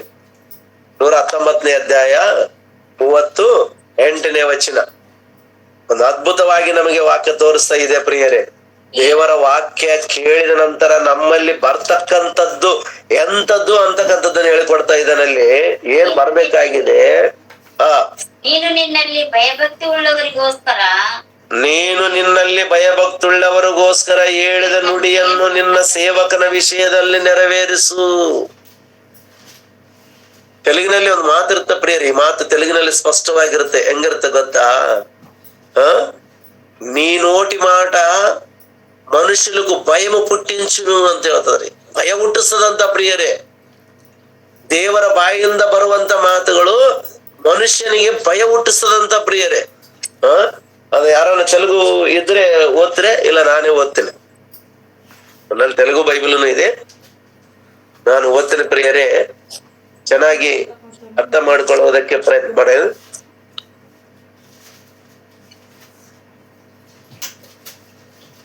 119ನೇ ಅಧ್ಯಾಯ 38ನೇ వచనವನ್ನು ನೋಡಿದಾಗ, నీవిచ్చిన వాక్యము మనుషులలో భయము పుట్టించును, నీ భయము పుట్టించును. ನೀನು ಕೊಟ್ಟ ವಾಕ್ಯ ಮನುಷ್ಯರಲ್ಲಿ ನಿನ್ನ ಭಯ ಹುಟ್ಟಿಸುವಂತದ್ದಾಗಿದೆ ಅಂತ ಹೇಳ್ತಾ ಇದೆ ಪ್ರಿಯರೇ. ಅರೆ, ದೇವರ ವಾಕ್ಯ ಮನುಷ್ಯರಿಗೆ ಭಯ ಹುಟ್ಟಿಸ್ತದಂದ್ರೆ ಭಯ ಹುಟ್ಟಿಸ್ತದೆ. ಯಾವ ವಿಷಯದಲ್ಲಿ ಭಯ? ಬದುಕು ವಿಷಯದಲ್ಲಿ ಭಯ ಅಲ್ಲ, ಪಾಪ ಮಾಡುವ ವಿಷಯದಲ್ಲಿ ಭಯ ಹುಟ್ಟಿಸ್ತದಂತ ಪ್ರಿಯರೇ. ನಾವೇನಾದ್ರೂ ಪಾಪ ಮಾಡ್ಬೇಕಂದ್ರೆ ಆ ವಾಕ್ಯ ನಮ್ಮನ್ನು ನಡುಗಿಸ್ತದ. ಆ ವಾಕ್ಯ ನೆನಪು ಬಂದಾಗ, ದೇವರ ವಾಕ್ಯ ನೆನಪು ಬಂದಾಗ ನಮ್ಮನ್ನು ಗಡಗಡ ಗಡಗಡ ನಡಗಿಸಿ ಬಿಡುತ್ತ ಪ್ರಿಯರೇ. ಯಾಕಂದ್ರೆ ದೇವರ ವಾಕ್ಯ ಅಂತದ್ದು ಪ್ರಿಯರೇ, ಅಂತ ಶಕ್ತಿ ಉಳ್ಳದ್ದು ದೇವರ ವಾಕ್ಯ. ಇವತ್ತು ದೇವರ ವಾಕ್ಯನ್ನ ಕಾಮಿಡಿಯಾಗಿ ಮಾತಾಡ್ತಾ ಇದ್ರೆ ಒಂದೊಂದ್ಸಲ ಕೋಪ ಬರ್ತಿರ್ತದ ಪ್ರಿಯರೇ ನನಗೆ. ಯಾಕೆ ಇವತ್ತು ಬೋಧನೆ ಈ ತರ ಮಾಡ್ತಾ ಇದಾರಲ್ಲ ಇವರು? ನಗಿಸುವಂತ ರೀತಿಯಲ್ಲಿ ಇದೆಯಲ್ಲ. ಅವ್ರಿಗೆ ಭಯನೇ ಇಲ್ದಂಗ ಮಾಡ್ತಾ ಇದಾರಲ್ಲ ಇವತ್ತು ಬೋಧಕರು. ಯಾಕೆ? ವಾಕ್ಯ ಕೇಳಿದ ಮೇಲೆ ಅವರಲ್ಲಿ ಪರಿವರ್ತನೆ ಬರಬೇಕು, ಅವರಲ್ಲಿ ಬದಲಾವಣೆ ಬರಬೇಕು, ಅವರಲ್ಲಿ ಪಶ್ಚಾತ್ತಾಪ ಬರಬೇಕು, ಅವರಲ್ಲಿ ಪಾಪ ಮಾಡುವುದಕ್ಕೆ ಭಯ ಅನ್ನತಕ್ಕಂಥದ್ದು ಹುಟ್ಟಿ ಬರಬೇಕು. ಅಂತದ್ ಇವತ್ತು ಬೋಧನೆಗಳು ಏನ್ ಮಾಡ್ತಾರೆ? ನಕ್ಕಂತ ಕುಂತಿರ್ತಾರ, ಕಾಮಿಡಿ ಮಾಡ್ಕೊಂತ ಕುಂತಿರ್ತಾರ. ಟೈಮ್ ಪಾಸ್ ಚೆನ್ನಾಗಾಯ್ತು, ವಾವ್ ಬಹಳ ಸೂಪರ್ ಹೇಳಿದ ವಾಕ್ಯ ಅಂತಾರ ಅವರಿಗೆ. ಅವ್ರ ಏನ್ ಹೇಳಿದ್ರಂತೆ? ಸೂಪರ್ ಹೇಳಿದ್ರಂತೆ. ಏನ್ ಹೇಳಿದ? ಗಂಡ ಹೆಂಡತಿದು ಯಾವ್ದೋ ಒಂದು ಕಾಮಿಡಿ ಹೇಳಿದ, ಅಥವಾ ಅಣ್ಣ ತಮ್ಮಂದ್ರದ್ದು ಯಾವ್ದೋ ಒಂದು ಕಾಮಿಡಿ ಹೇಳಿದ, ಯಾರ್ದೋ ಒಂದು ಲವರ್ಸ್ದು ಒಂದು ಕಾಮಿಡಿ ಹೇಳಿದ. ಆ ಕಾಮಿಡಿ ತಗೊಂಡು ಇವರು ಹಬ್ಬ ಹೊಟ್ಟೆ ತುಂಬಷ್ಟು ನಕ್ಕು ನಕ್ಕು ನಕ್ಕು ಬರ್ತಾರ. ಬಹಳ ಇಂಟ್ರೆಸ್ಟ್ ಇತ್ತು ಇವತ್ತು ವಾಕ್ಯ ಅಂತಾರ. ವಾಕ್ಯ ಇತ್ತ ಇಂಟ್ರೆಸ್ಟ್? ವಾಕ್ಯ ಹೇಳ್ತಾ ಇದೆ, ದೇವ ನೀನು ಕೊಡುವ ಮಾತು ಮನುಷ್ಯರಲ್ಲಿ ಭಯ ಹುಟ್ಟಿಸುವಂತದ್ದಾಗಿದೆ, ಭಕ್ತಿ ತಂದು ಕೊಡುವಂತದ್ದಾಗಿದೆ. ದೇವರ ವಾಕ್ಯ ಕೇಳಿದ ನಂತರ ಮನುಷ್ಯನಲ್ಲಿ ಏನ್ ಬರ್ಬೇಕಂದ್ರೆ ಪರಿವರ್ತನೆ ಅಂತಕ್ಕಂಥದ್ದು ಬರ್ಬೇಕು. ದೇವ್ರು ಈ ತರ ಹೇಳಿದಾನ, ಅಂದ್ರೆ ನಾನು ಈ ತರ ಬದುಕ್ಬೇಕು, ಹಂಗಾದ್ರೆ ಪರಲೋಕನ ನನಗೆ, ಇಲ್ಲದ್ರೆ ನಾನು ನರಕಕ್ಕೆ ಹೋಗ್ಬಾರ್ದು, ನಾನು ಪರಲೋಕಕ್ಕೆ ಹೋಗ್ಬೇಕು. ಅಂದ್ರೆ ನಾನು ಪರಿವರ್ತನೆಗೊಳ್ಬೇಕು, ನಾನು ಪಶ್ಚಾತ್ತಾಪ ಪಡಬೇಕು, ನನ್ನ ಜೀವಿತನ ಬದಲಾಯಿಸ್ಕೊಳ್ಬೇಕು ನಾನು ಅನ್ನಂತ ಆಲೋಚನೆಗಳು ಬರಬೇಕು ಪ್ರಿಯರ. ವಾಕ್ಯ ಕೇಳಿದ ನಂತರ ಆ ಆಲೋಚನೆ ಬರ್ಬೇಕು ಅವರಿಗೆ. ಆ ರೀತಿಯಾಗಿ ಪೌಲ ಬೋಧನೆ ಮಾಡ್ತಾ ಇದ್ದೀನಿ ಅಂತ ಹೇಳ್ತಾರೆ. ದೇವರ ಶಕ್ತಿಯಿಂದ ತುಂಬಿರತಕ್ಕಂತ ಜ್ಞಾನವನ್ನೇ ನಿಮಗೆ ಉಪದೇಶ ಮಾಡಿದ್ದೇನೆ ಎಂಬುದಾಗಿ ಹೇಳ್ತಾ ಇದ್ದೇನೆ. ನೋಡ್ರಲ್ಲಿ ಕೊರಿಂಥ ಪತ್ರಿಕೆಯಲ್ಲಿ ನಾವು ನೋಡಿದಿವಲ್ಲ, 5ನೇ ವಚನ ಕೊನೆ ಭಾಗದಲ್ಲಿ ಏನ್ ಹೇಳ್ತಾ ಇದ್ದಾನೆ? ದೇವರ ಆತ್ಮನ ಶಕ್ತಿ, ದೇವರ ಆತ್ಮನ ಬಲದಿಂದ ತುಂಬಿರತಕ್ಕಂತ ವಾಕ್ಯಗಳನ್ನೇ ನಾನು ನಿಮಗೆ ಉಪದೇಶ ಮಾಡಿದ್ದೇನೆ. ಆ ಉಪದೇಶ ಇವತ್ತು ಪ್ರಪಂಚದಲ್ಲಿ ಕಾಣ್ತಾ ಇಲ್ಲ ಅಂತೇಳಿ ದೇವರು ಬಾಧೆ ಪಡ್ತಾ ಇದ್ದಾನೆ ಪ್ರಿಯರು. ನನ್ನ ವಾಕ್ಯಗಳು ಇಂದ ಮನುಷ್ಯರಲ್ಲಿ ಭಯ ಮೂಡಿಸ್ತಾ ಇಲ್ಲ. ನನ್ನ ವಾಕ್ಯಗಳಿಂದ ಮನುಷ್ಯರಿಗೆ ಬದುಕುವುದಕ್ಕೆ, ಅಂದ್ರೆ ಕ್ರಿಸ್ತನಲ್ಲಿ ಬದುಕುವುದಕ್ಕೆ ಧೈರ್ಯ ತುಂಬುತ್ತಾ ಇಲ್ಲ. ಮನುಷ್ಯನಿಗೆ ದೇವರ ವಾಕ್ಯದಿಂದ ಚೈತನ್ಯ ತುಂಬುತ್ತಾ ಇಲ್ಲ ಇವತ್ತು. ಎಲ್ಲ ಜೋಕುಗಳೇ. ಚರ್ಚ್ಗಳಲ್ಲಿ ಜೋಕು, ಪಬ್ಲಿಕ್ ಮೀಟಿಂಗ್ ನಲ್ಲಿ ಜೋಕು, ದೊಡ್ಡ ದೊಡ್ಡ ಬಹಿರಂಗ ಇಂಟರ್ನ್ಯಾಷನಲ್ ಸ್ಪೀಕರ್ಗಳು ಬಂದ್ರು ಜೋಕು. ಎಲ್ಲಾರು ಜೋಕ್ ಮಾಡುವುದಕ್ಕೆ ಜೋಕಾರ್ಗಳಾಗಿ ಬರ್ತಾ ಇದ್ದಾರೆ, ಕಾಮಿಡಿ ಹೀರೋಗಳಾಗಿ ಬರ್ತಾ ಇದ್ದಾರೆ ಹೊರತು ನಿಜವಾದಂತ ಜ್ಞಾನವುಳ್ಳವರು ಇವತ್ತು ಬೋಧಕರು ಇಲ್ಲ ಅಂತೇಳಿ ದೇವರು ಮನಸ್ಸಿನಲ್ಲಿ ನೊಂದುಕೊಳ್ತಾ ಇದ್ದಾನೆ. ನನ್ನ ವಾಕ್ಯಗಳನ್ನು ಅವರಿಗೆ ತಿಳಿಸುವವರು ಯಾರು, ಅವ್ರಿಗೆ ಉಪದೇಶ ಮಾಡುವವರು ಯಾರು, ಅವ್ರನ್ನ ನನ್ನ ಕಡೆಗೆ ತಿರುಗಿಸುವಂತವ್ರು ಯಾರು ಅಂತೇಳಿ ದೇವರು ನೋವು ತಂದುಕೊಳ್ತಾ ಇದ್ದಾರೆ. ಪ್ರೀತಿ ಉಳ್ಳಂತ ದೇವರ ಮಕ್ಕಳೇ, ಆಲೋಚನೆ ಮಾಡ್ರಿ. ಅದಕ್ಕೆ ದೇವರ ವಾಕ್ಯ ಹೆಂಗಿರುತ್ತೆ, ದೇವರ ವಾಕ್ಯ ಕೇಳಿದ ನಂತರ ಏನಾಗುತ್ತೆ ಅಂತೇಳಿ ವಾಕ್ಯವನ್ನು ನೋಡಿದಾಗ ರೋಮಪುರದವರಿಗೆ ಬರೆದ ಪತ್ರಿಕೆ 10ನೇ ಅಧ್ಯಾಯ 17ನೇ ವಚನವನ್ನು ನೋಡಿಕೊಳ್ಳೋಣ ಪ್ರಿಯರೇ. 10ನೇ ಅಧ್ಯಾಯ 17ನೇ ವಚನ ಭಾಗವನ್ನು ನೋಡಿದಾಗ ಪತ್ರಿಕೆ ಆದ ಕಾರಣ 10ನೇ ಅಧ್ಯಾಯ 17ನೇ ವಚನ, ಆದ ಕಾರಣ ಸಾರಿದ ಸುವಾರ್ತೆಯು ನಂಬಿಕೆಗೆ. ಸುವಾರ್ತೆ ಹೆಂಗ್ ಮಾಡ್ಬೇಕಂತ ಪ್ರಿಯರೇ, ನಾವು ಸುವಾರ್ತೆ ಬೋಧನೆ ಹೆಂಗ್ ಮಾಡ್ಬೇಕಂತ, ಅವರಲ್ಲಿ ದೇವರ ಮೇಲೆ ಪರಿಪೂರ್ಣವಾದಂತ ನಂಬಿಕೆ ಹುಟ್ಟಬೇಕಂತ ಪ್ರಿಯರೇ. ಎಷ್ಟು ಅದ್ಭುತ ಹೇಳ್ತದ್ರಿ. ಮತ್ತೊಂದ್ಸಲ ಓದ್ಕೊಳ್ಳೋಣ ಮಾತನ್ನ. ಆದ ಕಾರಣ ಸಾರಿದ ಸುವಾರ್ತೆಯು ನಂಬಿಕೆಗೆ ಆಧಾರ. ಆ ವಾರ್ತೆಗೆ ಕ್ರಿಸ್ತನ ವಾಕ್ಯವೇ ಆಧಾರ. ಕ್ರಿಸ್ತನ ಬಗ್ಗೆ ಹೇಳ್ಬೇಕು, ಕ್ರಿಸ್ತನ ತ್ಯಾಗವನ್ನು ಹೇಳ್ಬೇಕು, ಕ್ರಿಸ್ತನು ಮಾಡಿರ್ತಕ್ಕಂತ ಬೋಧನೆ ಹೇಳ್ಬೇಕು, ಕ್ರಿಸ್ತನು ಅನುಭವಿಸಿರ್ತಕ್ಕಂತ ಶ್ರಮೆಗಳನ್ನು ಹೇಳ್ಬೇಕು, ಕ್ರಿಸ್ತನನ್ನೇ ಉನ್ನತ ಸ್ಥಾನದಲ್ಲಿಟ್ಟು ಮಾತಾಡಬೇಕಾಗಿದೆ ಅಂತ ಪ್ರೀತಿಯುಳ್ಳಂತ ದೇವರ ಮಕ್ಕಳೇ. ಕ್ರಿಸ್ತನನ್ನೇ, ಆ ನಂಬಿಕೆಗೆ ಆಧಾರ ಕ್ರಿಸ್ತನ ವಾಕ್ಯವೇ ಅಂತ ಹೇಳ್ತಾ ಇದೆ. ಅಂದ್ರೆ ಉಪದೇಶ ಮಾಡಿದ ನಂತರ ಅವರಲ್ಲಿ ಏನ್ ಮೂಡಿ ಬರ್ಬೇಕು? ನಂಬಿಕೆ ಮೂಡಿ ಬರ್ಬೇಕು, ಭರೋಸಾ ಮೂಡಿ ಬರ್ಬೇಕು, ವಿಶ್ವಾಸ ಅಂತಕ್ಕಂಥದ್ದು ಅವರಲ್ಲಿ ಹುಟ್ಟಿ ಬರ್ಬೇಕು. ನಾನು ಈ ದೇವರು ನಂಬಿದರೆ ನನಗೆ ಅನ್ಯಾಯ ಆಗೋದಿಲ್ಲ, ನಾನು ಸತ್ರುನು ಪರಲೋಕ ಸೇರ್ತೀನಿ, ಸತ್ರುನು ನಾನು ಮತ್ತೆ ಜೀವಂತವಾಗಿ ಎದ್ದು ಬರ್ತೀನಿ, ನನ್ನ ಸಮಾಧಿ ಮಾಡಲ್ಪಟ್ರು ನಾನು ಮೃತ್ಯುಂಜಯನಾಗಿ ತಿರುಗಿ ಎದ್ದು ಬರ್ತೇನೆ ಅನ್ನೋ ಭರೋಸಾ, ವಿಶ್ವಾಸ, ನಂಬಿಕೆ ಅಂತಕ್ಕಂಥದ್ದು ಅವರಲ್ಲಿ ಮೂಡಿ ಬರ್ಬೇಕಂತ ವಾಕ್ಯ ಹೇಳ್ತಾ ಇದೆ ಪ್ರೀತಿಯುಳ್ಳಂತ ದೇವರ ಮಕ್ಕಳೇ. ಅಂದ್ರೆ ಬೋಧನೆ ಆ ತರ ಇರ್ಬೇಕಂತ ಅದಕ್ಕೆ ಹೇಳ್ತಾ ಇದ್ದಾನೆ. ಏನಂದ್ರೆ ಆದ ಕಾರಣ ಸಾರಿದ ಸುವಾರ್ತೆಯು ನಂಬಿಕೆಗೆ ಆಧಾರ. ನಾವು ಸುವಾರ್ತೆ ಮಾಡಿದರೆ ಅವರಲ್ಲಿ ವಿಶ್ವಾಸ ಅಂತಕ್ಕಂಥದ್ದು ಮೂಡಿ ಬರ್ಬೇಕಂತ ಪ್ರಿಯರೇ. ಬ್ರದರ್ ನೀವ್ ಎಷ್ಟು ಹೇಳಿದ್ರು ನನ್ನ ಮೈಂಡ್ ಏನ್ ಹತ್ತತಾ ಇಲ್ಲ ಬ್ರದರ್, ನನ್ನ ಮೈಂಡ್ ಏರ್ತಾ ಇಲ್ಲ ಬ್ರದರ್. ಯಾಕೆ ಬ್ರದರ್? ಏನ್ ಹೇಳಿದ್ರಿ ಬ್ರದರ್ ನೀವ್ ಇಷ್ಟೊತ್ತನ? ಯಾರ್ದೋ ಸ್ಟೋರಿ ಹೇಳ್ತಾ ಇದ್ರಿ, ಯಾರ್ದೋ ಕತೆ ಹೇಳ್ತಾ ಇದ್ರಿ, ಯಾರ್ಯಾರ್ದೋ ಮನುಷ್ಯರದು ತಗೊಂಡು ನೀವು ಮಾತಾಡ್ತಾ ಇದ್ರಿ, ಚರ್ಚಿಗೆ ಬರ್ಲಾರ್ದವ್ರ ವಿಷಯದಲ್ಲಿ ಮಾತಾಡ್ತಾರೆ, ಯಾರನ್ನ ಕಾಣಿಕೆ ಕೊಡ್ಲಾರ್ದವ್ರ ವಿಷಯದಲ್ಲಿ ಮಾತಾಡ್ತಾರೆ, ಯಾರನ್ನು ದೂಷಿಸೋರ ವಿಷಯದಲ್ಲಿ ಮಾತಾಡ್ತಾರೆ. ಯಾರ ವಿಷಯ ಮಾತಾಡ್ತೀರಿ ನೀವು? ಕ್ರಿಸ್ತನ ವಿಷಯ ಮಾತಾಡ್ತಾ ಇದ್ದೀರಾ, ಕ್ರಿಸ್ತನ ಶ್ರಮೆಗಳ ವಿಷಯದಲ್ಲಿ ಮಾತಾಡ್ತೀರಾ, ಕ್ರಿಸ್ತನ ಕಷ್ಟಗಳ ವಿಷಯದಲ್ಲಿ ಮಾತಾಡ್ತಿದ್ದೀರಾ, ಕ್ರಿಸ್ತನ ತ್ಯಾಗವನ್ನು ವಿವರಿಸ್ತಾ ಇದ್ದೀರಾ, ಕ್ರಿಸ್ತನ ಮಾಡಿರ್ತಕ್ಕಂತ ಆ ತ್ಯಾಗ, ಆ ಶಿಲುಬೆ ಯಾಗವನ್ನು ಏನಾದರೂ ನೀವು ನನಗೆ ಬೋಧನೆ ಮಾಡ್ತಾ ಇದ್ರೆ? ಕ್ರಿಸ್ತನ ವಾಕ್ಯವೇ ಆಧಾರ ಅಂತ ವಾಕ್ಯ ಹೇಳ್ತಾ ಇದೆ. ನಂಬಿಕೆಗೆ ಆಧಾರ ಕ್ರಿಸ್ತನ ವಾಕ್ಯವೇ. ಸಾರಿದ ಸುವಾರ್ತೆ ನಂಬಿಕೆಗೆ ಆಧಾರ. ಆ ನಂಬಿಕೆ ನಿಲ್ಲಬೇಕು ಅಂತಂದ್ರೆ ಯೇಸು ಕ್ರಿಸ್ತನ ವಿಷಯ ಮಾತ್ರನೇ ಮಾತಾಡ್ಬೇಕಾಗಿದೆ ಅಂತ ನಾವು. ಯೇಸು ಕ್ರಿಸ್ತನ ಮಾಡಿರ್ತಕ್ಕಂಥ ತ್ಯಾಗ ಎಂಥದ್ದು ಪ್ರಿಯರೇ. ಆತನು ಶಿಲುಬೆಯ ಮೇಲೆ ನಮಗೋಸ್ಕರ ಎಷ್ಟು ತ್ಯಾಗ ಮಾಡಿದಾನೆ, ಪ್ರಾಣ ಕೊಟ್ಟಿದ್ದಾನೆ, ರಕ್ತ ಸುರಿಸಿದ್ದಾನೆ, ಮೊಳೆಗಳಿಂದ ಜಡಿಯಲ್ಪಟ್ಟಿದ್ದಾನೆ, ಪಕ್ಕಿಗೆ ತಿವಿಯಲ್ಪಟ್ಟಿದ್ದಾನೆ, ಆತನ ಮುಳ್ಳಿನ ಕಿರೀಟವನ್ನು ಇಟ್ಟುಕೊಂಡು ಜಜ್ಜಲ್ಪಟ್ಟಿದ್ದಾನೆ, ಬೆತ್ತದಿಂದ ಹೊಡೆದಿದ್ದಾರೆ. ಇಷ್ಟೆಲ್ಲಾ ಕಷ್ಟವನ್ನು ಅನುಭವಿಸಿದ ಯಾಕ? ಒಂದು ಪಾಪಿಯನ್ನು ಬದಲಾಯಿಸುವುದಕ್ಕೋಸ್ಕರ, ಒಂದು ಪಾಪಿಯನ್ನು ದೇವರ ಕಡೆಗೆ ತಿರುಗಿಸುವುದಕ್ಕೋಸ್ಕರ ಅಷ್ಟೆಲ್ಲಾ ಕಷ್ಟ ಪಟ್ಟಿದ್ದಾನಲ್ಲ. ಆತನ ವಾರ್ತೆ ಇವತ್ತು ಎಲ್ಲಿದೆ ಪ್ರಿಯರೇ? ಯಾವ ಸಭೆಗಳಲ್ಲಿದೆ ಆತನ ವಾರ್ತೆ? ಶಿಲುಬೆಯ ವಾರ್ತೆ, ಶಿಲುಬೆಯ ಮಾತುಗಳು, ಆ ಶ್ರಮೆಗಳು, ಅನುಭವಿಸಿರ್ತಕ್ಕ ಶ್ರಮ, ಆತನ ಅನುಭವಿಸಿರ್ತಕ್ಕಂಥ ಕಷ್ಟ ಯಾರು ಬೋಧನೆ ಮಾಡ್ತಾ ಇದ್ದಾರೆ ಪ್ರಿಯರೇ? ಎಲ್ಲಿದೆ? ಯಾವ ಚರ್ಚಲ್ಲಿದೆ? ಯಾವ ಸಭೆಯಲ್ಲಿದೆ? ಯಾವ ಕೂಟದಲ್ಲಿದೆ? ಯಾವ ಬಹಿರಂಗ ಸಭೆಯಲ್ಲಿದೆ ಪ್ರಿಯರೇ? ಮನುಷ್ಯರ ಮೇಲೆ ಕಕ್ಷೆ ಇಟ್ಟುಕೊಂಡು ಉಪದೇಶ ಮಾಡುವಂತವರಾಗಿದ್ದಾರೆ ಹೊರತು ಕ್ರಿಸ್ತನ ಮಾಡಿರ್ತಕ್ಕಂಥ ತ್ಯಾಗದ ಉಪದೇಶವನ್ನು ಎಲ್ಲಿದೆ ಪ್ರಿಯರೇ? ಅದಕ್ಕೆ ಪತ್ರಿಕೆಯಲ್ಲಿ ಹೇಳ್ತಾನೆ, ಕೊರಿಂಥ ಪತ್ರಿಕೆಯಲ್ಲಿ ನಾವು ಮತ್ತು ನೋಡೋಣ ಪ್ರಿಯರೇ, ಕೊರಿಂಥ ಪತ್ರಿಕೆಯಲ್ಲಿ ನಾವು ನೋಡೋಣ.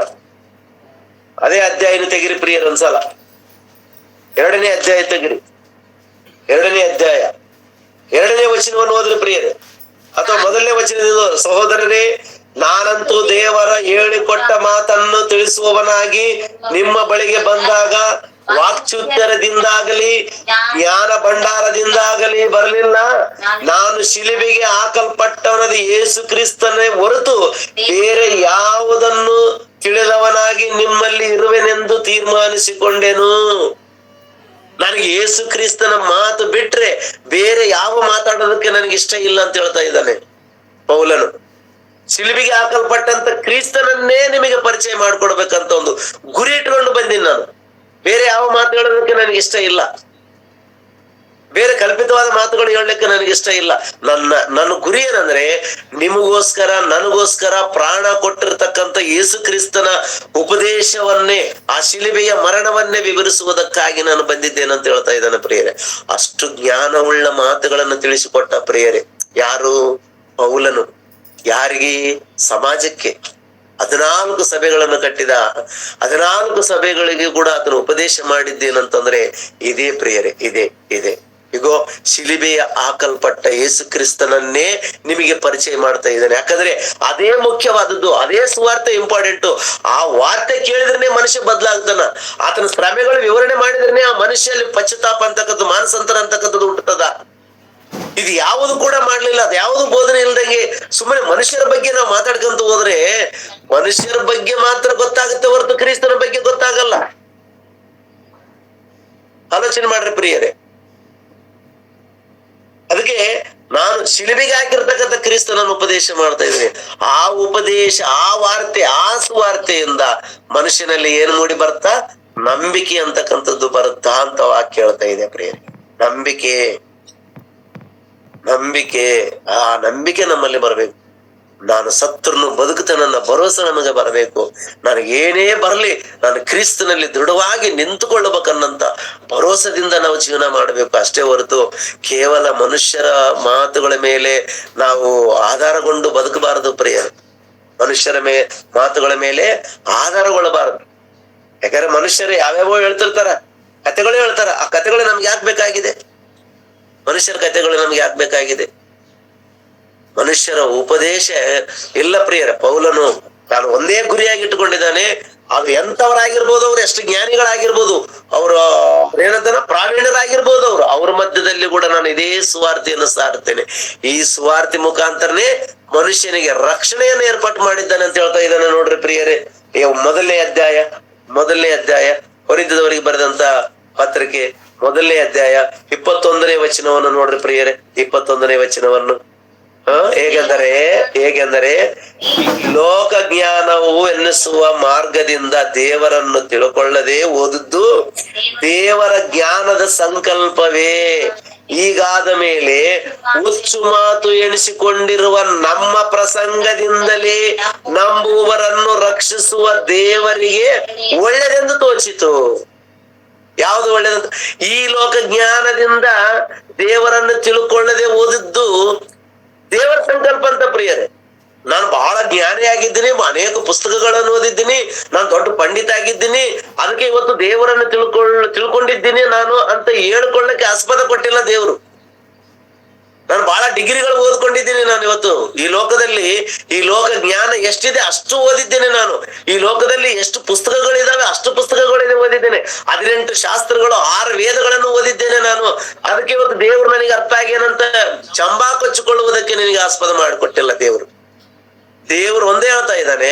ಏನ್ ಹೇಳ್ತಾ ಇದ್ದಾನೆ ಅಂದ್ರೆ, ಹುಚ್ಚು ಮಾತಾಗಿರುವ ನನ್ನ ಪ್ರಸಂಗದಿಂದಲೇ ನಿಮಗೆ ರಕ್ಷಣೆ ಆಗಬೇಕೆಂದು ದೇವರು ಅನ್ಕೊಂಡಿದ್ದಾನೆ ಅಂತ ಪ್ರಿಯರೇ. ಎಷ್ಟು ಒಳ್ಳೆ ಮಾತಾಡ್ತಾ ಇದ್ದಾನೆ. ಮತ್ತೊಂದ್ಸಲ ಓದ್ಕೊಳ್ಳೋಣ ಪ್ರಿಯರೇ. ಮತ್ತೆ ಒಂದ್ಸಲ ಅದೇ ವಚನ ಮಾತಾಡ್ಕೊಳ್ಳೋಣ. ಈ ಲೋಕ ಜ್ಞಾನವೆನ್ನಿಸುವ ಮಾರ್ಗದಿಂದ ದೇವರನ್ನು ತಿಳ್ಕೊಳ್ಳದೆ ಓದುದು ದೇವರ ಜ್ಞಾನದ ಸಂಕಲ್ಪ. ಈಗಾದ ಮೇಲೆ ಹುಚ್ಚು ಮಾತು ಎಣಿಸಿಕೊಂಡಿರುವ ನಮ್ಮ ಪ್ರಸಂಗದಿಂದಲೇ ನಂಬುವವರನ್ನು ರಕ್ಷಿಸುವ ದೇವರು ನಮ್ಮ ಪ್ರಸಂಗದಿಂದಲೇ ರಕ್ಷಿಸಬೇಕು ಅನ್ಕೊಂಡಿದ್ದಾನಂತೆ. ಈ ಹುಚ್ಚು ಮಾತಂತ ಲೋಕಕ್ಕೆ ಏನಾಗಿದೆ ಅಂತ, ಯೇಸು ಸ್ವಾಮಿ ನಂಬ್ರಿ ಪರಲೋಕ ಸಿಗುತ್ತಾ, ಯೇಸು ಸ್ವಾಮಿ ನಂಬ್ರಿ ನಿನಗೆ ನಿತ್ಯ ಜೀವ ಸಿಗುತ್ತಾ, ಯೇಸು ಸ್ವಾಮಿ ನಂಬ್ರಿ ನೀವು ನರಕ ತಪ್ಪಿಸಿಕೊಳ್ತೀರಿ, ನರಕಕ್ಕೆ ಹೋಗಲ್ಲ ಅಂತ ಏನು ನಾವು ಇವತ್ತು ಬೋಧನೆ ಮಾಡ್ತಾ ಇದೀವಲ್ಲ, ಇವೆಲ್ಲ ಕೂಡ ಸಮಾಜಕ್ಕೆ ಏನಾಗಿದೆ ಅಂತ 18ನೇ ವಚನದಲ್ಲಿ ಶಿಲುಬೆಯ ವಿಷಯವಾದ ಮಾತು ನಾಶನದ ಮಾರ್ಗದಲ್ಲಿರುವವರಿಗೆ ಹುಚ್ಚು ಮಾತಾಗಿದೆ, ರಕ್ಷಣೆಯ ಮಾರ್ಗದಲ್ಲಿರುವ ನಮಗಾದರೂ ದೇವರ ಶಕ್ತಿಯಾಗಿದೆ ಅಂತ ಹೇಳ್ತಾ ಇದ್ದಾನೆ ಪ್ರಿಯರೇ. ಅಂದ್ರೆ ದೇವರ ಶಕ್ತಿಯಿಂದ ಕೂಡಿರ್ತಕ್ಕಂಥವು ಈ ಪ್ರಸಂಗಗಳು, ದೇವರ ಜ್ಞಾನದಿಂದ ಕೂಡಿರ್ತಕ್ಕಂಥವು ಈ ಪ್ರಸಂಗಗಳು. ಕಲ್ಪಿತವಾದ ಮಾತುಗಳು ಹೇಳುವಂತವಲ್ಲ ಇವು, ಕಟ್ಟುಕತೆ ಅಲ್ಲ, ಈ ಲೋಕದ ಜ್ಞಾನವಲ್ಲ. ಹೆಂಗ ಹೊಟ್ಟೆ ತುಂಬಿಸ್ಕೊಳ್ಬೇಕಂತ ಬೋಧನೆ ಅಲ್ಲ ಇದು. ಹೆಂಗೆ ಪರಲೋಕಕ್ಕೆ ಹೋಗ್ಬೇಕು, ಹೆಂಗ ನಿನ್ನ ಆತ್ಮನ ರಕ್ಷಣಾ ಮಾರ್ಗದಲ್ಲಿ ನಡೆಸ್ಕೊಳ್ಬೇಕು, ಹೆಂಗ ನೀನು ನಿತ್ಯ ಜೀವ ಸೇರಬೇಕಂತ ಮಾಡುವಂತ ಉಪದೇಶ ಇವು. ನಾವು ಹೇಳುವಂತ ಉಪದೇಶ ಅದು ಪ್ರಿಯರೇ. ಮನುಷ್ಯರನ್ನು ದೃಷ್ಟಿಯಲ್ಲಿ ಇಟ್ಟುಕೊಂಡು ಬೋಧನೆ ಮಾಡುವಂತದ್ದಲ್ಲ ಪ್ರಿಯರೇ. ಪರಲೋಕವನ್ನು ದೃಷ್ಟಿಯಲ್ಲಿ ಇಟ್ಟುಕೊಂಡು ಬೋಧನೆ ಮಾಡಬೇಕಾಗಿದೆ. ಆ ನಿತ್ಯ ಜೀವಕ್ಕೆ ಇವರೆಲ್ಲರನ್ನ ಸೇರಿಸಬೇಕಂತ ಬೋಧನೆ ಮಾಡಬೇಕಾದ್ರೆ ಅದು ಬೋಧನೆ. ಅದಕ್ಕೆ ಹಾಗೂ ನಾವು ಸಾರುವ ಸುವಾರ್ತೆಯೇ ನಂಬಿಕೆಗೆ ಆಧಾರ. ಮನುಷ್ಯ ನಂಬಬೇಕು, ನಂಬಿಕೆಯಲ್ಲಿ ಬಾಳಬೇಕು ಅಂತಂದ್ರೆ ಸುವಾರ್ತೆ, ಅದು ಕ್ರಿಸ್ತನ ಮರಣ ಸಮಾಧಿ ಪುನರುತ್ಥಾನವೆಂಬ ಸುವಾರ್ತೆಯನ್ನು ಸಾರಬೇಕೆಂಬುದಾಗಿ ಪೌಲನು ಹೇಳ್ತಾ ಇದ್ದಾನೆ ಪ್ರಿಯರೇ. ಈ ಮಾತು ಕೇಳುವುದರಿಂದ ಏನಾಗುತ್ತೆ? ತಿಮೋತಿಗೆ ಬರೆದಂತ 2ನೇ ಪತ್ರಿಕೆ, ತಿಮೋತಿಯನಿಗೆ ಬರೆದಂತ 2ನೇ ಪತ್ರಿಕೆ 3ನೇ ಅಧ್ಯಾಯ 15ನೇ ವಚನ, 16ನೇ ವಚನ, 17ನೇ ವಚನ ಓದ್ಕೊಳ್ಳೋಣ ಪ್ರಿಯರೇ. 3ನೇ ಅಧ್ಯಾಯ 15ರಿಂದ ಈ ಗ್ರಂಥಗಳು ಕ್ರಿಸ್ತ ಯೇಸುವಿನಲ್ಲಿರುವ ನಂಬಿಕೆಯ ಮೂಲಕ ರಕ್ಷಣೆ ಹೊಂದಿಸುವ ಜ್ಞಾನವನ್ನು ಕೊಡುವುದಕ್ಕೆ ಶಕ್ತವಾಗಿದೆ. ಈ ವಚನಗಳು, ಈ ಪ್ರವಚನಗಳು, ಈ ಗ್ರಂಥಗಳು, ಈ ಬೈಬಲ್ ಗ್ರಂಥ ಇದೆಯಲ್ಲ, ಇದನ್ನ ಪದೇ ಪದೇ ಓದ್ರಿ ಅಂತ ಯಾಕೆ ಹೇಳ್ತು ಗೊತ್ತಾ? ಅದು ಓದುವುದರಿಂದ ರಕ್ಷಣೆಯ ಮಾರ್ಗದಲ್ಲಿ ಸ್ಥಿರವಾಗಿ ನಿಲ್ಲುವುದಕ್ಕೆ ಜ್ಞಾನವನ್ನು ಕೊಡ್ತಂತ ಪ್ರಿಯರೇ. ಬೈಬಲ್ ಜ್ಞಾನ ಕೊಡ್ತಂತೆ. ಬೈಬಲ್ ಯಾಕೆ ಓದ್ರಿ ಅಂತ ಹೇಳ್ತಾರೆ ಪಾಸ್ಟರ್ಗಳು. ಬೈಬಲ್ ಓದ್ರಿ ಬ್ರದರ್, ಬೈಬಲ್ ಓದ್ರಿ ಸಿಸ್ಟರ್, ಬೈಬಲ್ ಓದ್ರಿ. ಯಾಕೆ? ರಕ್ಷಣೆ ಮಾರ್ಗದಲ್ಲಿ ಸ್ಥಿರವಾಗಿ ನಿಲ್ಲುವುದಕ್ಕೆ ಜ್ಞಾನ ಕೊಡುವಂತದ್ದಾಗಿದೆ ಅಂತ. ನೋಡ್ರಿ ಪ್ರಿಯರ, 15ನೇ ವಚನ. ಆ ಗ್ರಂಥಗಳು ಕ್ರಿಸ್ತ ಯೇಸುವಿನಲ್ಲಿರುವ ನಂಬಿಕೆಯ ಮೂಲಕ ರಕ್ಷಣೆ ಹೊಂದಿಸುವ ಜ್ಞಾನವನ್ನು ಕೊಡುವುದಕ್ಕೆ ಶಕ್ತವಾಗಿವೆ. ದೈವ ಪ್ರೇರಿಪಿತವಾದ ಪ್ರತಿಯೊಂದು ಶಾಸ್ತ್ರವು ಉಪದೇಶಕ್ಕೂ ಖಂಡನೆಗೂ ತಿದ್ದುಪಾಟಿಗೂ ನೀತಿಗೂ ಉಪಯುಕ್ತವಾಗಿದೆ. ಆದುದರಿಂದ ದೇವರ ಮನುಷ್ಯನು ಪ್ರವೀಣನಾಗಿ ಸಕಲ ಸತ್ಕಾರಕ್ಕೆ ಸನ್ನದ್ಧನಾಗುವನು ಎಂಬುದ ವಾಕ್ಯ. ಎಲ್ಲದಕ್ಕ ಸಿದ್ಧನಾಗತನ. ಬೈಬಲ್ ಓದ್ಕೊಂಡ್ರೆ, ವಾಕ್ಯ ಕೇಳಿದ್ರೆ, ಉಪದೇಶ ನಾವು ಮಾಡುವಂತ ವಿಧಾನದಲ್ಲಿ ನಾವು ಮಾಡಿದ್ರೆ ಒಬ್ಬ ಕ್ರೈಸ್ತನ ಯಾವ್ದಕ್ಕೆ ಸಕಲ ಸತ್ಕಾರ್ಯಗಳಿಗೆ ರೆಡಿ ಆಗ್ತಾನಂತ ಪ್ರಿಯರೇ. ನಾನು ಎಲ್ಲಾ ಕಾರ್ಯಗಳು ಮಾಡಬೇಕು, ಎಲ್ಲಾ ರೀತಿಯಲ್ಲಿ ನೀತಿ ಕಾರ್ಯಗಳು ಮಾಡ್ಬೇಕು ನಾನು. ಯಾಕಂದ್ರೆ ನನಗೆ ಬೈಬಲ್ ಬೋಧನೆ ಮಾಡ್ತಾ ಇದೆ, ನಾನು ಬೈಬಲ್ ಓದ್ಕೊಳ್ತಾ ಇದ್ದೀನಿ. ಪ್ರಿಯರೇ, ನಿಮ್ಮಲ್ಲಿ ಎಷ್ಟು ಮಂದಿ ಡೈಲಿ ಬೈಬಲ್ ಓದ್ತಾರೆ ನೋಡೋಣ? ಡೈಲಿ ಓದ್ತಾ ಇದ್ರೆ, ಪ್ರತಿದಿನ ಬೈಬಲ್ ಓದ್ತಾ ಇದ್ರೆ? ಓದಲ್ಲ. ಕೆಲವರು ಓದ್ತಿರ್ತಾರೆ, ಎಲ್ಲರಿಲ್ಲ ಅಂತ ನಾನು ಹೇಳಲ್ಲ, ಕೆಲವರು ಓದ್ತಿರ್ತಾರೆ, ಕೆಲವರು ಓದಲ್ಲ. ಓದ್ಲಾರ್ದವ್ರಿಗೆ ಒಂದು ಮಾತು ಕೇಳ್ತೀನಿ ಪ್ರಿಯರೇ, ಓದ್ಲಾರ್ದವ್ರಿಗೆ ಒಂದು ಮಾತು ಕೇಳ್ತೀನಿ. ಒಂದು ವೇಳೆ ಈಗ ನಾನು ತೋರಿಸಿರ್ತಕ್ಕಂಥ ಈ ವಚನ ನಿನಗ್ ಗೊತ್ತಿಲ್ಲ, ಯಾರು ಬೋಧಕರು ಹೇಳಿಲ್ಲ, ಸಕಲ ಸತ್ಕಾರ್ಯಗಳಿಗೆ ಸನ್ನದ್ಧನಾಗ್ಬೇಕಂತೇಳಿ ವಾಕ್ಯ ಹೇಳ್ತಾ ಇದೆ. ಸಕಲ ನೀತಿ ಕಾರ್ಯಗಳನ್ನ ನೀನ್ ನಡೆಸಬೇಕಂತ ವಾಕ್ಯ ಹೇಳ್ತಾ ಇದೆ. ಈ ವಚನ ನಿನಗೆ ಗೊತ್ತಿಲ್ಲ, ನೀನು ಬೈಬಲ್ ಓದೋದಿಲ್ಲ, ಯಾವ ಬೋಧಕನು ಈ ವಚನ ನಿನಗೆ ತಿಳಿಸಿಲ್ಲ. ಮತ್ ನೀನು ಸಕಲ ಸತ್ಕಾರ್ಯಗಳು ಹೆಂಗ್ ಮಾಡ್ತೀಯಳು? ಸಕಲ ಸತ್ಕಾರ್ಯಗಳು ಹೆಂಗ್ ಮಾಡ್ತೀಯ ನೀನು? ನೀತಿ ಕಾರ್ಯಗಳು ಹೆಂಗ್ ಮಾಡ್ತೀಯ ನೀನು? ಯಾರಲ್ಲಿ ಉಪದೇಶ ಕೇಳಲ್ಲ, ಚರ್ಚಿಗೆ ಹೋಗಿ ಬೋಧನೆ ಕೇಳಲ್ಲ, ಹೋಗ್ಲಿ ಮನೆ ಕುಂತು ಬೈಬಲು ಓದಲ್ಲ. ಇವು ಯಾವೂ ಇಲ್ದಾಗ, ಕೇಳಲಾರ್ದಾಗ, ಇನ್ನೊಬ್ಬರು ಹೇಳಿ ಮಾತು ಕೇಳಲಾರ್ದಾಗ, ಅಥವಾ ಬೈಬಲ್ ಅನ್ನೇ ನೀನು ಓದ್ಲಾರ್ದಾಗ ನಿನಗೆ ಹೆಂಗ್ ಗೊತ್ತಾಗುತ್ತೆ? ಒಂದ್ಸಲ ಆಲೋಚನೆ ಮಾಡು. ಅದಕ್ಕೆ ನಿನಗೆ ಬೈಬಲ್ ಓದಂತ ಹೇಳೋದು. ನಿನಗೆ ಬೈಬಲ್ ಓದಿದ್ರನೇ ಅದರ ಅರ್ಥ ಗೊತ್ತಾಗತ್ತೆ. ಅದರ ಅರ್ಥ ಗೊತ್ತಾದಾಗ ಮಾತ್ರನೇ ಅದರಂತೆ ನಡಿಬೇಕಂತ ಆಲೋಚನೆ ಬರುತ್ತಾ. ಅದರಂತೆ ನಡಿಬೇಕಂತ ನಿನಗೆ ಆಲೋಚನೆ ಯಾವಾಗ ಬರ್ಬೇಕು? ನೀನು ಬೈಬಲ್ ಓದ್ಕೊಂಡಾಗ, ಅಥವಾ ಪರಿಪೂರ್ಣ ಜ್ಞಾನವನ್ನು ಇದ್ದಿದ್ದು ಇದ್ದ ಹಾಗೆ ಹೇಳುವಂತ ಬೋಧಕರ ಮಾತು ನಿನ್ನ ಕಿವಿಯಲ್ಲಿ ಬಿದ್ದಾಗ. ಬೋಧಕರ ಮಾತು ಕಿವಿಗೆ ಹಾಕೊಳ್ಳಲ್ಲ, ಬೈಬಲ್ ಮುಂದಿಟ್ಕೊಂಡು ಓದಕ್ಕಾಗಲ್ಲ. ನಾಮಕಾರ್ಧ ಕ್ರೈಸ್ತನಾಗಿ ಬದುಕ್ತಾ ಇದ್ದೀಯ. ನಾಮಕಾರ್ಧ ಕ್ರೈಸ್ತನು. ಯಾರಪ್ಪ ಅಂದ್ರೆ ಕ್ರೈಸ್ತನು. ಯಾರಪ್ಪ ನೀನು? ಕ್ರೈಸ್ತನು. ಯಾವಾಗ್ಲಿಂದ ಕ್ರೈಸ್ತನು? ನಾನು 20 ವರ್ಷದಿಂದ ಕ್ರೈಸ್ತನು. ನಮ್ ತಾತನ ಕಾಲದಾಗ್ಲಿಂದ ಕ್ರೈಸ್ತನು. ನಮ್ ಮುತ್ತಾತನ ಕಾಲದಾಗ್ಲಿಂದ ಕ್ರೈಸ್ತರು ನಾವು. ನಮ್ಮ ವಂಶ ಪರಂಪರೆ ನಾವು ಕ್ರೈಸ್ತರು. ಏನ್ ಗೊತ್ತಿದೆ ಬೈಬಲ್ ನಲ್ಲಿ ನಿನಗೆ? ಏನ್ ಅರ್ಥ ಆಗಿದೆ ನಿನಗೆ ಬೈಬಲು? ಯಾವ ವಚನದಲ್ಲಿ ಏನ್ ಸಾರಾಂಶ ಇದೆ ಅಂತ ನಿನಗೆ ಏನ್ ಅರ್ಥ ಆಗಿದೆ ತಿಳ್ಕೊಳ್ಬೇಕು ಪ್ರಿಯರೇ. ಬೈಬಲ್ ಅನ್ನು ತಿಳ್ಕೊಳ್ಬೇಕು. ಬೈಬಲ್ ಇವತ್ತು ಸರಿಯಾಗಿ ಅರ್ಥ ಮಾಡಿಕೊಳ್ಳದೆ ಕ್ರೈಸ್ತರುಗಳ ವ್ಯರ್ಥವಾಗಿ ಬದುಕ್ತಾ ಇದ್ದಾರೆ ಇವತ್ತು ಭೂಮಿ ಮೇಲೆ. ಅರ್ಥವಾಗಿ ಬದುಕಬಾರದು ಪ್ರಿಯರೇ. ದೇವರ ವಾಕ್ಯವನ್ನು ಕಲಿತುಕೊಂಡ್ರೆ ಹೆಂಗಿರ್ತದಂದ್ರೆ, ನಿಜವಾಗ್ಲಂದ್ರೆ ನಿನ್ನ ಕಣ್ಣು ತೆರೆಯಲ್ಪಡುತ್ತದ, ನಿನ್ನ ಮನೋನೇತ್ರಗಳು ಬೆಳಗಿಸಲ್ಪಡುತ್ತದ, ನೀನು ಜ್ಞಾನಿ ಆಗುತ್ತೀಯ. ಹೆಂಗ್ ನಡ್ಕೊಳ್ಬೇಕು ಅನ್ನಂಥದ್ದು ನೀನು ಸಿಗುತ್ತಾ. ಆ ರಕ್ಷಣೆ ಮಾರ್ಗದಲ್ಲಿ ಯಾವ ರೀತಿ ನಿಲ್ಲಬೇಕು ಅನ್ನಂಥದ್ದು ನಿನಗೆ ಕಲಿಸಿಕೊಡ್ತದ ಪ್ರಿಯರೇ. ಎಷ್ಟು ಅದ್ಭುತ ನೋಡ್ರಿ ಪ್ರಿಯರೇ, ಎಷ್ಟು ಅದ್ಭುತ. ಏನ್ ಕಲಿಸ್ಕೊಡ್ತದ? ರಕ್ಷಣೆ ಹೊಂದಿಸುವ ಜ್ಞಾನವನ್ನು ಕೊಡುವುದಕ್ಕೆ ಶಕ್ತವಾಗಿದೆ. ಯಾರು ಮಾತಾಡ್ತಾ ಇದ್ದಾರೆ? ಮ್ಯೂಟ್ ಮಾಡ್ರಿ.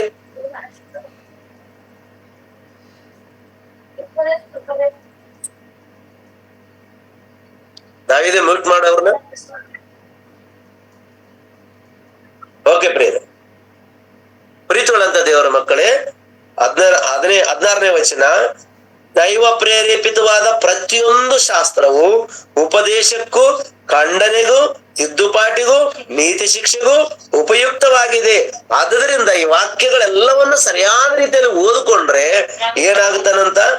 ದೇವರ ಮನುಷ್ಯನು ಪ್ರಾವೀಣ್ಯನಾಗಿ ಸಕಲ ಸತ್ಕಾರ್ಯಕ್ಕೆ ಸನ್ನದ್ಧನಾಗುತ್ತಾನ. ಎಲ್ಲಾ ಕಾರ್ಯಗಳು ಮಾಡುವುದಕ್ಕೆ ಸಿದ್ಧನಾಗುತ್ತಾನ. ನಿಜ ಅಲ್ಲ ಪ್ರಿಯರೇ? ಈಗ ಒಂದು ಕಾಲೇಜ್ಗೆ ಹೋಗ್ತೀಯ, ಸ್ಕೂಲ್ಗೆ ಹೋಗ್ತೀಯ, ನೀನು ಹೈಸ್ಕೂಲ್ಗೆ ಹೋಗ್ತೀಯ, ನೀನು ಎಕ್ಸಾಮ್ ಅಲ್ಲಿ ನೀನು ಎಕ್ಸಾಮ್ ಬರೆಯುವುದಕ್ಕೆ ನೀನು ಸಿದ್ಧನಾಗ್ಬೇಕಂದ್ರೆ, ಎಕ್ಸಾಮ್ ಬರೆಯುವುದಕ್ಕೆ ನೀನು ಪ್ರವೀಣನಾಗ್ಬೇಕಂದ್ರೆ ಪುಸ್ತಕದಲ್ಲಿ, ಟೆಕ್ಸ್ಟ್ ಬುಕ್ ಅಲ್ಲಿ ಏನಿದೆ ಅಂತ ಓದ್ಕೊಳ್ಬೇಕಲ್ಲ ನೀನು. ಓದ್ಕೊಳ್ಳಾರ್ದೆ ಎಕ್ಸಾಮ್ ಬರೆಯಕ್ ಆಗುತ್ತೆ ನಿನ್ ಕೈಲೇ? ಓದ್ಕೊಳ್ಳದಿದ್ರೆ ಬರೀ ನಾನು ಪೆನ್ ತಗೊಂಡು ಹೋಗಿ ನಾನು ಅಲ್ಲಿ ಕುಂತ್ಕೊಂಡು ನನ್ಗೆ ಇಷ್ಟ ಬಂದಿದ್ದು ಬರ್ಕೊಂಡ್ರೆ ನಾನು ಫಸ್ಟ್ ಕ್ಲಾಸ್ ಪಾಸ್ ಆಗಕ್ಕೆ ಸಾಧ್ಯನಾ? ಆಗಲ್ಲ ಪ್ರಿಯರೇ. ನೀನು ಪಾಸ್ ಆಗಲ್ಲ, ಫೇಲ್ ಆಗ್ತೀಯ. ಯಾಕಂದ್ರೆ ಟೆಕ್ಸ್ಟ್ ಬುಕ್ ಓದಿಲ್ಲ. ಆ ಬುಕ್ ನಲ್ಲಿ ಏನಿದೆ, ನನಗೆ ಎಕ್ಸಾಮ್ ನಲ್ಲಿ ಯಾವ ಬರ್ತಾವ, ಏನ್ ಬರಿಬೇಕು ನಾನು ಅನ್ನಂಥದ್ದೇ ನಿನಗೆ ಗೊತ್ತಿಲ್ಲ. ಅದು ಓದಿಲ್ಲ ನೀನು. ಸುಮ್ಮನೆ ಮಾಸ್ಟರ್ ಪಾಠ ಹೇಳಿದಾರೆ ಕೇಳ್ಕೊಂಡಿದೀಯಾ, ಹೋಗಿದ್ದೀಯಾ ಅಷ್ಟೇ. ಮಾಸ್ಟರ್ ಪಾಠಗಳು ಹೇಳಿದಷ್ಟು ತಕ್ಷಣನೇ ನಿನಗೆ ಅವೇ ಎಕ್ಸಾಮ್ ನಲ್ಲಿ ಬರ್ತಾವ? ನೀನು ಬುಕ್ ಓದ್ಬೇಕು. ನೀನು ಯಾವ ತರಗತಿಯಲ್ಲಿ ಇದ್ವೋ ಆ ತರಗತಿಯ ಪುಸ್ತಕಗಳೆಲ್ಲ 6 ಸಬ್ಜೆಕ್ಟ್ಗಳು ಓದ್ಬೇಕು. 6 ಸಬ್ಜೆಕ್ಟ್ಗಳು ಓದಿದಾಗ ಅದರಲ್ಲಿ ನೀನು ಪರಿಪೂರ್ಣನಾದಾಗ ಅವಾಗ ನಿನಗೆ ಎಕ್ಸಾಮ್ ನೀನು ಕ್ವಶನ್ ಪೇಪರ್ ನೋಡಿದಾಗ ನಾನು ಇದು ಓದ್ಕೊಂಡಿದ್ದೀನಿ ಅಂತ ಟಕ ಬರ್ತೀಯ. ಇದು ನನಗೆ ಗೊತ್ತು ಎಲ್ಲ 6 ಸಬ್ಜೆಕ್ಟ್ಗಳು ಕ್ಲಿಯರ್ ಮಾಡ್ತೀಯ. ಫಸ್ಟ್ ಕ್ಲಾಸ್ ಆಗಿ ಪಾಸ್ ಆಗ್ತೀಯ, ಫೇಲ್ ಆಗ್ಲಾರ್ದಂಗ. ಅದೇ ರೀತಿಯಾಗಿ ಇಲ್ಲಿ ಪೌಲನು ಹೇಳ್ತಾನ, ಇಗೋ ದೈವ ಪ್ರೇರೇಪಿತವಾದ ಪ್ರತಿಯೊಂದು ಶಾಸ್ತ್ರವು ಉಪದೇಶಕ್ಕೂ, ಖಂಡನೆಗೂ, ತಿದ್ದುಪಾಟಿಗೂ, ನೀತಿ ಶಿಕ್ಷೆಗೂ ಉಪಯೋಗವಾಗಿದೆ. ದೇವರ ಮನುಷ್ಯನು ಪ್ರವೀಣನಾಗಿ ಸಕಲ ಸತ್ಕಾರ್ಯಗಳಿಗೆ ಸನ್ನದ್ಧನಾಗುತ್ತಾನ. ಪ್ರವೀಣನಾಗ್ತೀಯ ನೀನು. ವಾಕ್ಯಗಳನ್ನು ಓದ್ಕೊಂಡಾಗ, ಅದನ್ನ ಅರ್ಥ ಮಾಡಿಕೊಂಡಾಗ ನೀನು ಪ್ರವೀಣನಾಗ್ತೀಯ. ನೀನು ಬೈಬಲೇ ಇಡೋದಿಲ್ಲ ನೀನು. ಸಂಡೇ ಸ್ಕೂಲ್ ಮಕ್ಕಳಾದ್ರೂ ಸ್ವಲ್ಪ ಬೈಬಲ್ ಓದ್ತಾರ. ನಾನು 20 ವರ್ಷದಿಂದ ಕ್ರೈಸ್ತನ ಅಂತ ಹೇಳ್ಕೊಳ್ತಕ್ಕಂಥ ನೀನು ಒಂದಿನಾದ್ರೂ ಬೈಬಲ್ ಹಿಡ್ಕೊಂಡಿಲ್ಲ. ಅಧ್ಯಾಯ ತೆಗಿರಿ, ಇಂತ ಪುಸ್ತಕ ತೆಗಿರಿ ಅಂತಂದ್ರೆ ಮೊದಲು ಪೇಜ್ ನೋಡ್ತಿರ್ತಾರ. ಮತ್ತೇನ್ ಬರ್ಸುವಾರ್ತೆ ಹೇಳಿದಾರ ಅಂದ್ರೆ ಎಲ್ಲಿದೆ ಅದು? ಹೊಸ ಒಡಂಬಡಿಕಿನ ಹಳೆ ಒಡಂಬಡಿಕಿನ ಅಂತ ಅನುಮಾನ. ಏನ್ರಿ ಜಫೆನ್ಯ, ಅಗ್ಗಾಯ, ಇವು ಸಣ್ಣ ಪ್ರವಾದಿಗಳು ಪುಸ್ತಕಗಳು ಇದಾವಲ್ಲ, ಒಂದು 40 ವರ್ಷದ ಕ್ರೈಸ್ತರಿಗೆ ಅವು ತೆಗಿಯಕ್ ಆಗ್ತಾ ಇಲ್ಲ ಇವತ್ತು. ಯಾಕಂದ್ರೆ ಆ ಪುಸ್ತಕಗಳು ಎಲ್ಲಿದಾವೋ ಗೊತ್ತಿಲ್ಲ ಪ್ರಿಯರು ಇವತ್ತು ಕ್ರೈಸ್ತರಿಗೆ. ಅಂದ್ರೆ ಅಷ್ಟು ಅಮಾಯಕತ್ವದಲ್ಲಿ ಇವತ್ತು ಕ್ರೈಸ್ತರು ಮೂಢತ್ವದಲ್ಲಿ ಇದ್ದಾರೆ. ಪ್ರೀತಿಯುಳ್ಳಂತ ದೇವರ ಮಕ್ಕಳೇ, ನಾನು ಬೈತೀನಂತಲ್ಲ, ನಾನು ಇದ್ದಿದ್ದೇ ಪ್ರಸಂಗ ಮಾಡ್ತಾ ಇದ್ದೀನಿ, ಇದ್ದಿದ್ದೇ ಹೇಳ್ತಾ ಇದ್ದೀನಿ. ಇವತ್ತು ಕ್ರೈಸ್ತರ ಆ ರೀತಿಯಲ್ಲಿ ಇವತ್ತು ಇದ್ದಾರೆ. ಪ್ರೀತಿಯುಳ್ಳಂತ ದೇವರ ಮಕ್ಕಳೇ, ಆ ರೀತಿಯಾಗಿರಬಾರದು.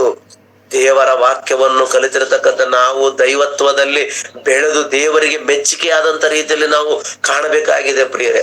ಪ್ರತಿ ಸತ್ಕಾರ್ಯಕ್ಕೂ ಸನ್ನದ್ಧನಾಗ್ಬೇಕಂತ ವಾಕ್ಯ ಹೇಳ್ತಾ ಇದೆ. ಯಾವುದು ನನಗೆ ಗೊತ್ತಿಲ್ಲ ಅನ್ನಕ್ಕೆ ಇರಬಾರ್ದು ಕ್ರೈಸ್ತನಿಗೆ. ಬೈಬಲ್ ನಲ್ಲಿ ಏನ್ ಕೇಳಿದ್ರು ಕೂಡ ಗೊತ್ತು ಪ್ರಿಯರೇ, ನನಗೆ ಗೊತ್ತು, ಇಂಥ ಅಧ್ಯಾಯದಲ್ಲಿ ಇಂಥ ವಚನದಲ್ಲಿ ಇದೆ ಇಂಥ ಬ್ರದರ್ ಅಂತ ಹೇಳಷ್ಟು ಮಟ್ಟಿಗೆ ನಾವು ಬೆಳಿಬೇಕು. ಅದ್ ಎಲ್ಲಿದೆ brother? Page number, Bible page number ಕೇಳ್ತಿರ್ತಾರೆ. ನನಗೆ ಒಂದೊಂದ್ಸಲ ನಾಚಿಕೆ ಬರ್ತಿರ್ತದ. ಅಗಾಯ ಪುಸ್ತಕ ತೆಗೀರಿ ಅಂದ್ರೆ ಬ್ರದರ್ ಪೇಜ್ ನಂಬರ್ ಹೇಳ್ರಿ ಬ್ರದರ್. ಊಟದ ನಂಬರ್ ಹೇಳ್ಬೇಕಾ?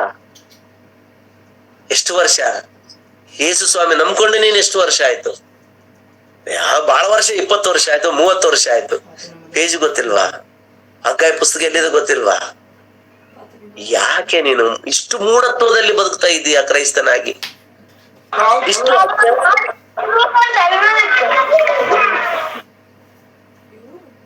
ಎಷ್ಟು ಅಜ್ಞಾನಿಯಾಗಿ ಯಾಕೆ ಮನುಷ್ಯ ಕಾಣ್ತಾ ಇದ್ದಾನೆ ಇವತ್ತು?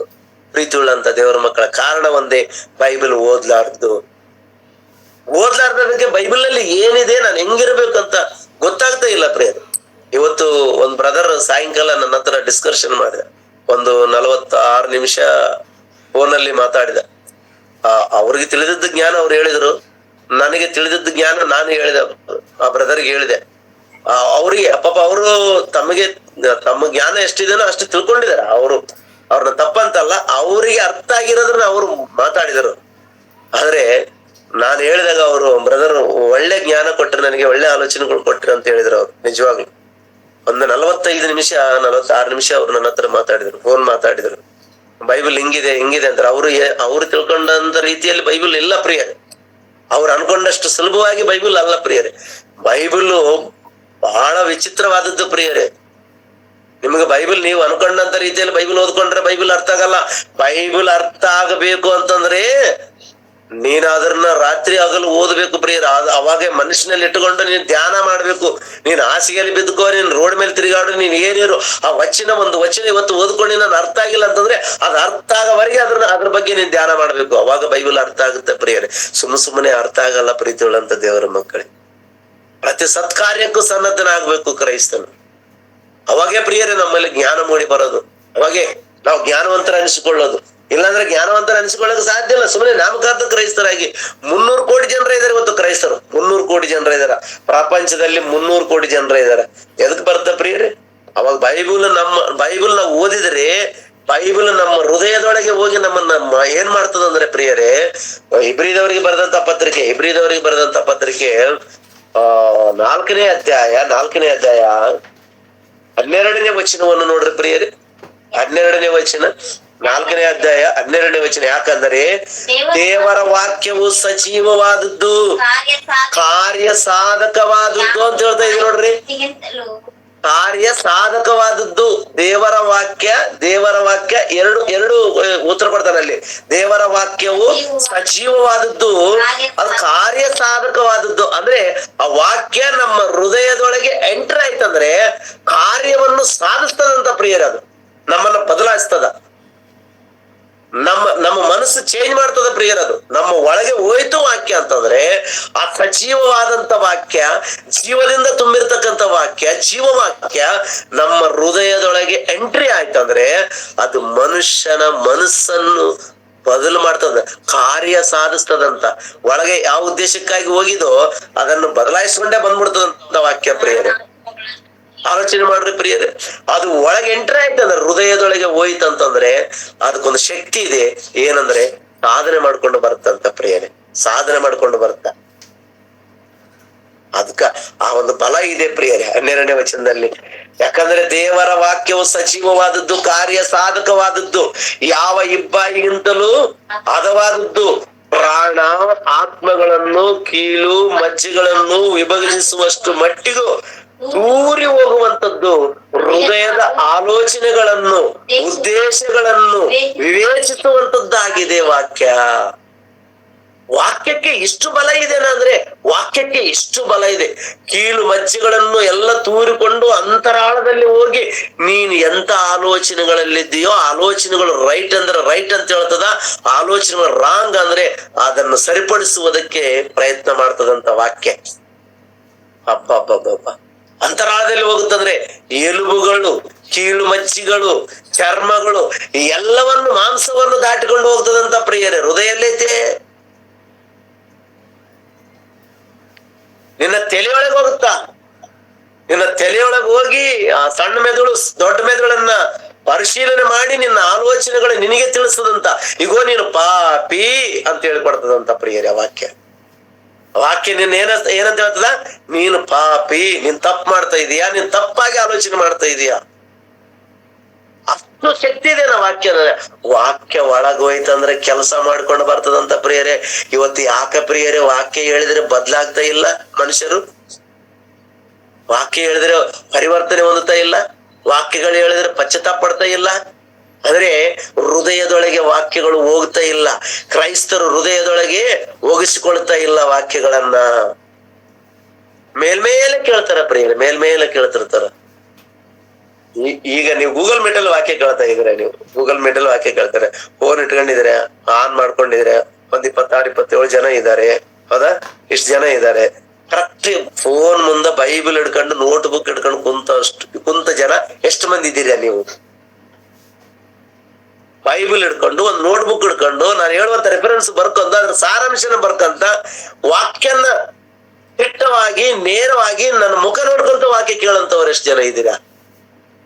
ಕೆಲಸ ಮಾಡ್ಕೊಂತ, ಮನೆ ಕ್ಲೀನ್ ಮಾಡ್ಕೊಂತ, ಕೆಲವ್ರು ಅಡಿಗೆ ಮಾಡ್ಕೊಂತ, ಕೆಲವ್ರು ಮಾತಾಡ್ಕೊಂತ, ಕೆಲವ್ರು ಅವಾಗ ಹೊರಗಡೆ ಹೋಗ್ತಿರ್ತಾರ, ಲೆಫ್ಟ್ ಆಗ್ಬಿಟ್ರು ಲೆಫ್ಟ್ ಆಗ್ತಾರ, ಮತ್ತೆ ಬರ್ತಾರ. ಏನು ನೆಟ್ವರ್ಕ್ ಪ್ರಾಬ್ಲಮ್ ಇದ್ದು ಲೆಫ್ಟ್ ಆಗ್ತಿರೋ ನೀವು ನನಗ್ ಗೊತ್ತಿಲ್ಲ. ಯಾರ್ ಫೋನ್ ಬಂದ್ರೆ ನೀವು ಲೆಫ್ಟ್ ಆಗ್ತಾ ಇದಿರೋ ನನಗಂತೂ ಗೊತ್ತಿಲ್ಲ ಪ್ರಿಯರೇ. ನೀವು ಒಟ್ಟಿನಲ್ಲಿ ಲೆಫ್ಟ್ ಆಗ್ತಾ ಇದ್ದೀರಾ.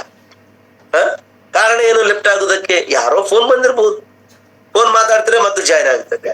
ಅಥವಾ ನೆಟ್ವರ್ಕ್ ಬಂದಿಲ್ಲ ಅಂದ್ರೆ ಅದು ನೀವೇನ್ ಮಾಡಕ್ ಆಗಲ್ಲ ಬಿಡ್ರಿ ಪ್ರಿಯ. ಪಾಪ ನೀವೇನ್ ಮಾಡಕ್ ಆಗಲ್ಲ, ಯಾಕಂದ್ರೆ ನೆಟ್ವರ್ಕ್ ಪ್ರಾಬ್ಲಮ್ ಇದ್ದಾಗ ಹೋಗ್ತಿರ್ತೀರಿ ಬರ್ತಿರ್ತೀರಿ. ಒಂದ್ ವೇಳೆ ಅದೇ ಆಗಿದ್ರೆ ಓಕೆ. ಫೋನ್ ಬಂದಾಗ ಏನ್ ಮಾಡ್ತೀವಿ? ಫೋನ್ ಓಕೆ ಮಾಡಿ ಮಾತಾಡಿ ಅವ್ರ ಕೂಡ ಸಂಭಾಷಣೆ ಮುಗಿಸ್ಕೊಂಡು ಮತ್ತೆ ಬಂದು ಗೂಗಲ್ ಮೀಟ್ ಅಲ್ಲಿ ಜಾಯ್ನ್ ಆಗ್ತೀವಿ ನಾವು. ಇದು ಸರಿನಾ? ಆದ್ರೆ ಇದು ವಾಕ್ಯ ಅರ್ಥ ಆಗುತ್ತಾ?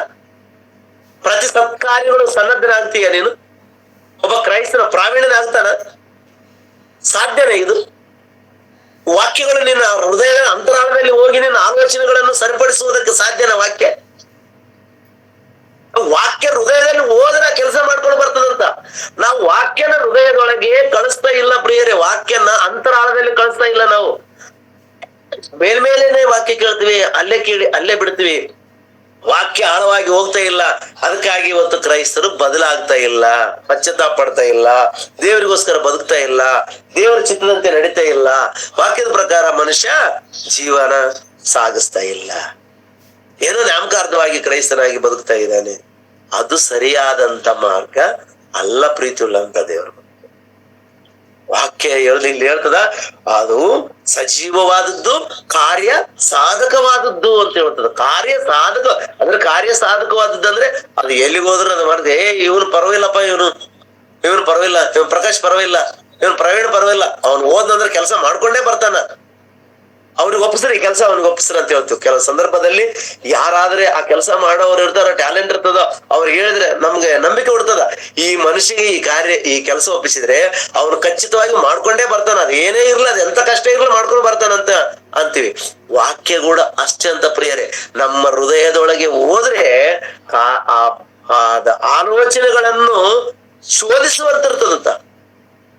ನಮ್ಮ ಕೆಟ್ಟ ಆಲೋಚನೆಗಳು, ನಮ್ಮ ಒಳ್ಳೆ ಆಲೋಚನೆಗಳು, ನಾವು ಬೈಬಲ್ ಅಲ್ಲಿ ಇದ್ದೀವೋ ಇಲ್ಲೋ, ನಾವು ಭಕ್ತಿಯಲ್ಲಿ ಇದ್ದೀವೋ ಇಲ್ಲೋ, ನಂಬಿಕೆಯಲ್ಲಿ ಇದ್ದೀವೋ ಇಲ್ಲ ಅನ್ನಂತ ಅದೆಲ್ಲ ಕೂಡ ಸ್ಕ್ಯಾನ್ ಮಾಡ್ಕೊಂಡ್ ಬಂದು ನಿನ್ ಮುಖದಲ್ಲಿ ಕರಡಿ ತರ ತೋರಿಸ್ತದಂತೆ. ಕರಡಿ ತರ ತೋರಿಸ್ತಂತೆ, ಹಿಂಗ್ ತೋರಿಸ್ತೆ. ನಿನ್ ಮುಖ ಹಿಂಗಿದೆ ನೋಡು, ನಿನ್ನ ಅಂತರಾಳ ಹಿಂಗಿದೆ ನೋಡು, ನಿನ್ನ ಅಂತರಾಳ ಈ ತರ ಇದೆ ನೋಡು ಅಂತ ಸ್ಕ್ಯಾನ್ ಮಾಡಿ ತೋರಿಸಿ. ಏನ್ರಿ ನಮ್ಮ ಹೊಟ್ಟೆ ಸ್ಕ್ಯಾನ್ ಮಾಡಿದಾಗ, ನಮ್ಮ ಕರುಳು, ನಮ್ಮ ಪಿತ್ತಕೋಶ ಅಥವಾ ನಮ್ಮ ಕಿಡ್ನಿ, ನಮ್ಮ ಲಿವರ್ಗಳು ನಾವು ಸ್ಕ್ಯಾನ್ ಮಾಡಿದಾಗ ಅದರಲ್ಲಿ ಪ್ರಾಬ್ಲಮ್ ಏನಿದೆ ಅಂತ ಆ ರಿಪೋರ್ಟ್ ಬಂದು ನಮ್ಗೆ ತೋರಿಸ್ತದೆ, ಕರಡಿ ತರ ತೋರಿಸ್ತದೆ. ಅದು ನಿನಗೆ ಇದು ಪ್ರಾಬ್ಲಮ್ ಇದೆ. ಮೊನ್ನೆ ನನಗೆ ಆಪರೇಷನ್ ಆಯ್ತು, ಪಿತ್ತಕೋಶದಲ್ಲಿ ಹಳ್ಳಿದಾವೆ, ಕಲ್ಲಿದೆ ಅಂತ ಹೇಳಿ 3 ಕಲ್ಲು ತೆಗೆದ್ರು ಪ್ರಿಯರೇ. ಹೌದಾ? ಕೆಲವರು ಕಿಡ್ನಿಯಲ್ಲಿ ಕಲ್ಲಿರುತ್ತೆ. ಸ್ಕ್ಯಾನ್ ನೋಡಿದಾಗ ಏನ್ ಹೇಳ್ತಾನೆ ಡಾಕ್ಟ್ರು? ಕಿಡ್ನಿಯಲ್ಲಿ ಹಳ್ಳಿದಾವೆ. ಇವ ಲಿವರು ಬಾವು ಬಂದಿದೆ, ಲಿವರ್ ಅಲ್ಲಿ ಪಿತ್ತ ಸೇರ್ಕೊಂಡಿದೆ. ಇದೆಲ್ಲ ಸ್ಕ್ಯಾನ್. ಬೈಬಲ್ ಕೂಡ ನಮ್ಮನ್ನು ಸ್ಕ್ಯಾನ್ ಮಾಡ್ತಾ ಇದೆ. ವಾಕ್ಯ ಅಂತರಾಳದಲ್ಲಿ ಹೋದ್ರೆ, ಮೆದುಳಿನಾಗ ಹೋದ್ರೆ, ತಲೆಗೆ ಹೋದ್ರೆ ಒಳಗಡೆ ಎಂತ ಆಲೋಚನೆಗಳು ಇದಾವೆ ಅಂತಕ್ಕಂಥದ್ದು ನಿನಗೆ ತಂದು ಸ್ಕ್ಯಾನ್ ಮಾಡ್ಕೊಂಡು ಮುಂದೆ ಇರುತ್ತೆ. ನಿನ್ನ ಹೃದಯ ಹೆಂಗಿದೆ ನೋಡು, ಹೆಂಗಿದೆ ನಿನ್ನ ಹೃದಯ? ಭಯಂಕರವಾದಂತ ವ್ಯಾಧಿಗೆ ಗುರಿಯಾಗಿದೆ. ಯೆರೆಮೀಯ ಗ್ರಂಥ 17ನೇ ಅಧ್ಯಾಯ 9-10 ವಚನ ತೆಗಿರಿ ಪ್ರಿಯರೇ. ಯೆರೆಮೀಯ ಗ್ರಂಥ 17ನೇ ಅಧ್ಯಾಯ 9ನೇ ವಚನ 10ನೇ ವಚನ.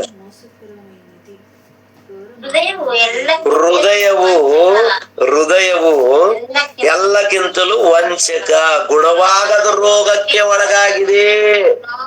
ಯಾವ ರೋಗಕ್ಕೆ? ಯಾವ ರೋಗ ಇದೆ ಅಂತ ಏನ್ರಿ? ಕ್ಯಾನ್ಸರ್ ರೋಗ ಬಂದ್ರೆ ಗುಣ ಆಗತ್ತೆ. ಟಿಬಿ ರೋಗ ಬಂದ್ರೆ ಗುಣ ಆಗತ್ತೆ. ಏಡ್ಸ್ ರೋಗ ಬಂದ್ರೆ ಗುಣ ಆಗಲ್ಲ. ಮೆಡಿಸಿನ್ ತಯಾರಾಗಿರ್ತಕ್ಕಂಥ ರೋಗಗಳು ಗುಣ ಆಗುತ್ತೆ. ಹೃದಯ ಗುಣವಾಗದ ರೋಗಕ್ಕೆ ಒಳಗಾಗಿದೆ. ಯಾವಾಗ ಇದು ಗೊತ್ತಾಗುತ್ತಾ? ಹೃದಯ ಸ್ಕ್ಯಾನ್ ಮಾಡಿದಾಗ ಗೊತ್ತಾಗುತ್ತ. ಹೃದಯ ಯಾವಾಗ ಸ್ಕ್ಯಾನಿಂಗ್ ಆಗುತ್ತಾ? ಉಪದೇಶ ಚೆನ್ನಾಗಿ ಕೇಳಿದಾಗ ಸ್ಕ್ಯಾನಿಂಗ್ ಆಗುತ್ತಾ? ಬೈಬಲ್ ನಾವು ಓದ್ಕೊಂಡಾಗ ನಮಗ್ ಗೊತ್ತಾಗುತ್ತ. ನಾನು ಕ್ರಿಸ್ತನಲ್ಲಿ ದೃಢ ನಂಬಿಕೆಯಿಂದ ಇದ್ದೀನೋ ಇಲ್ಲೋ ಅಂತಕ್ಕಂಥದ್ದು ನಮಗ್ ಅವಾಗ ಗೊತ್ತಾಗುತ್ತ ಪ್ರಿಯರೇ, ಅವಾಗ ಗೊತ್ತಾಗುತ್ತ. ಅಲ್ಲಿವರೆಗೆ ನಮಗ್ ಗೊತ್ತಾಗಲ್ಲ ಪ್ರಿಯರೇ, ಅಲ್ಲಿವರೆಗೆ ಗೊತ್ತಾಗಲ್ಲ. ಇವತ್ತು ಯಾಕೆ ಕ್ರೈಸ್ತರಿಗೆ ವಾಕ್ಯಗಳು ಸಾರಾಂಶ ಯಾಕೆ ಅರ್ಥ ಆಗ್ತಾ ಇಲ್ಲ ಅಂತಂದ್ರೆ, ಅಷ್ಟು ಆಳವಾಗಿ ಕುಂತುಕೊಂಡು ತಲೆ ಕೆಡಿಸ್ಕೊಂಡು ಬೈಬಲ್ ಮುಂದಿಟ್ಕೊಂಡು ಇದು ಓದುವಂತವರು ಇಲ್ಲ ಪ್ರಿಯರೇ, ಇಲ್ಲ. ಅದಕ್ಕೆ ಯಾರಿಗೂ ಬೈಬಲ್ ಅರ್ಥ ಆಗ್ತಾ ಇಲ್ಲ.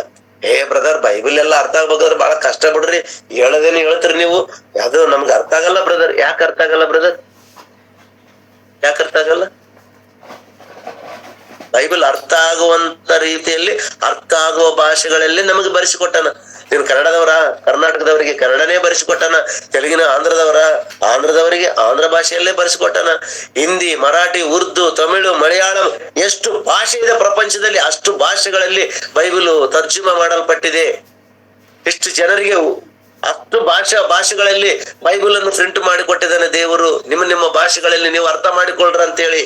ಯಾಕೆ ಇವತ್ತು ಬೈಬಲ್ ಅರ್ಥ ಆಗಲ್ಲ ಅಂತ ಹೇಳ್ತಾರೆ? ನಿಮ್ಮ ಭಾಷೆ ನಿಮಗೆ ಅರ್ಥ ಆಗಲ್ಲ ಅಂದ್ರೆ ಇನ್ಯಾವ ಭಾಷೆ ಅರ್ಥ ಆಗುತ್ತಾ? ಅನ್ಯ ಭಾಷೆ ಮಾತಾಡ್ತೀರಾ? ಅನ್ಯ ಭಾಷೆ ನಿನಗೆ ಬರಲ್ಲ. ಇಂಗ್ಲಿಷ್ ಬರ್ತಾ ನಿನಗೆ? ಇಂಗ್ಲಿಷ್ ಓದ್ಕೋ. ಕನ್ನಡ ಬರ್ತಾ? ಕನ್ನಡ ಓದು. ತೆಲುಗು ಬರ್ತಾ? ತೆಲುಗು ಓದು. ನಿನ್ಗೆ ಯಾವ ಭಾಷೆ ಬರ್ತೋ, ಯಾವ ಭಾಷೆ ಆದ್ರೆ ನಿನಗೆ ಕರೆಕ್ಟ್ ಅರ್ಥ ಆಗುತ್ತೋ ಆ ಭಾಷೆದಲ್ಲಿ ನೀನು ಬೈಬಲ್ ಅನ್ನು ಓದ್ಕೊಳ್ಳಿ. ಯಾಕಂದ್ರೆ ದೇವರ ಮನಸ್ಸು, ಇದು ದೇವರ ಜ್ಞಾನ, ಇದು ನಿನ್ನನ್ನು ಸರಿಪಡಿಸುವಂತದ್ದು, ನಿನ್ನನ್ನು ಉದ್ಧಾರ ಮಾಡುವಂತದ್ದು, ನಿನ್ನನ್ನು ತಿದ್ದುಪಡಿ ಮಾಡುವಂತದ್ದು, ನಿನ್ನ ಸರ್ವ ಸತ್ಕಾರ್ಯಗಳಿಗೆ ಸನ್ನದ್ಧನಾಗಿ ಮಾಡುವಂತದ್ದು, ನಿನ್ನನ್ನು ಪ್ರವೀಣನಾಗಿ ಮಾಡುವಂತದ್ದು ವಾಕ್ಯ ಇದು. ಈ ವಾಕ್ಯ ನಿನ್ನ ತಪ್ಪುಗಳನ್ನು ಎತ್ತಿ ತೋರಿಸುವಂತದ್ದು. ಈಗ ನೀನ್ ಇಂತ ತಪ್ಪು ಮಾಡ್ತೀಯ, ಎಂತ ತಪ್ಪು ಮಾಡ್ತೀಯ ಅಂತ ತೋರಿಸುವಂತದ್ದು ವಾಕ್ಯ. ಆ ಭಯ ಅಷ್ಟು ಇದೆ, ದೇವರ ಭಯ ಮೂಡಿಸುವಂತದ್ದು ವಾಕ್ಯ ಇದು. ದೇವರ ಜ್ಞಾನದಿಂದ ನಿನ್ನನ್ನು ಬದುಕುವಂತದ್ದು ಇದು ವಾಕ್ಯ. ನನಗೆ ಅರ್ಥ ಆಗಲ್ಲ ಅಂತ ಎಷ್ಟು ಈಸಿಯಾಗಿ ಹೇಳ್ಕೊಳ್ತೀರಿ ನೀವು? ಅರ್ಥ ಆಗಲ್ಲ ಬ್ರದರ್. ಯಾವ್ದು ಅರ್ಥ ಆಗುತ್ತೆ ನಿನಗೆ? ಯಾವ್ದು ಅರ್ಥ ಆಗುತ್ತೆ? ಲೋಕ ಸಂಬಂಧವಾದ ಪುಸ್ತಕಗಳು ಅರ್ಥ ಆಗ್ತಾವ? ಕಾದಂಬರಿಗಳು ಅರ್ಥ ಆಗ್ತಾವ? ಸೀರಿಯಲ್ಗಳು ಅರ್ಥ ಆಗ್ತಾವ?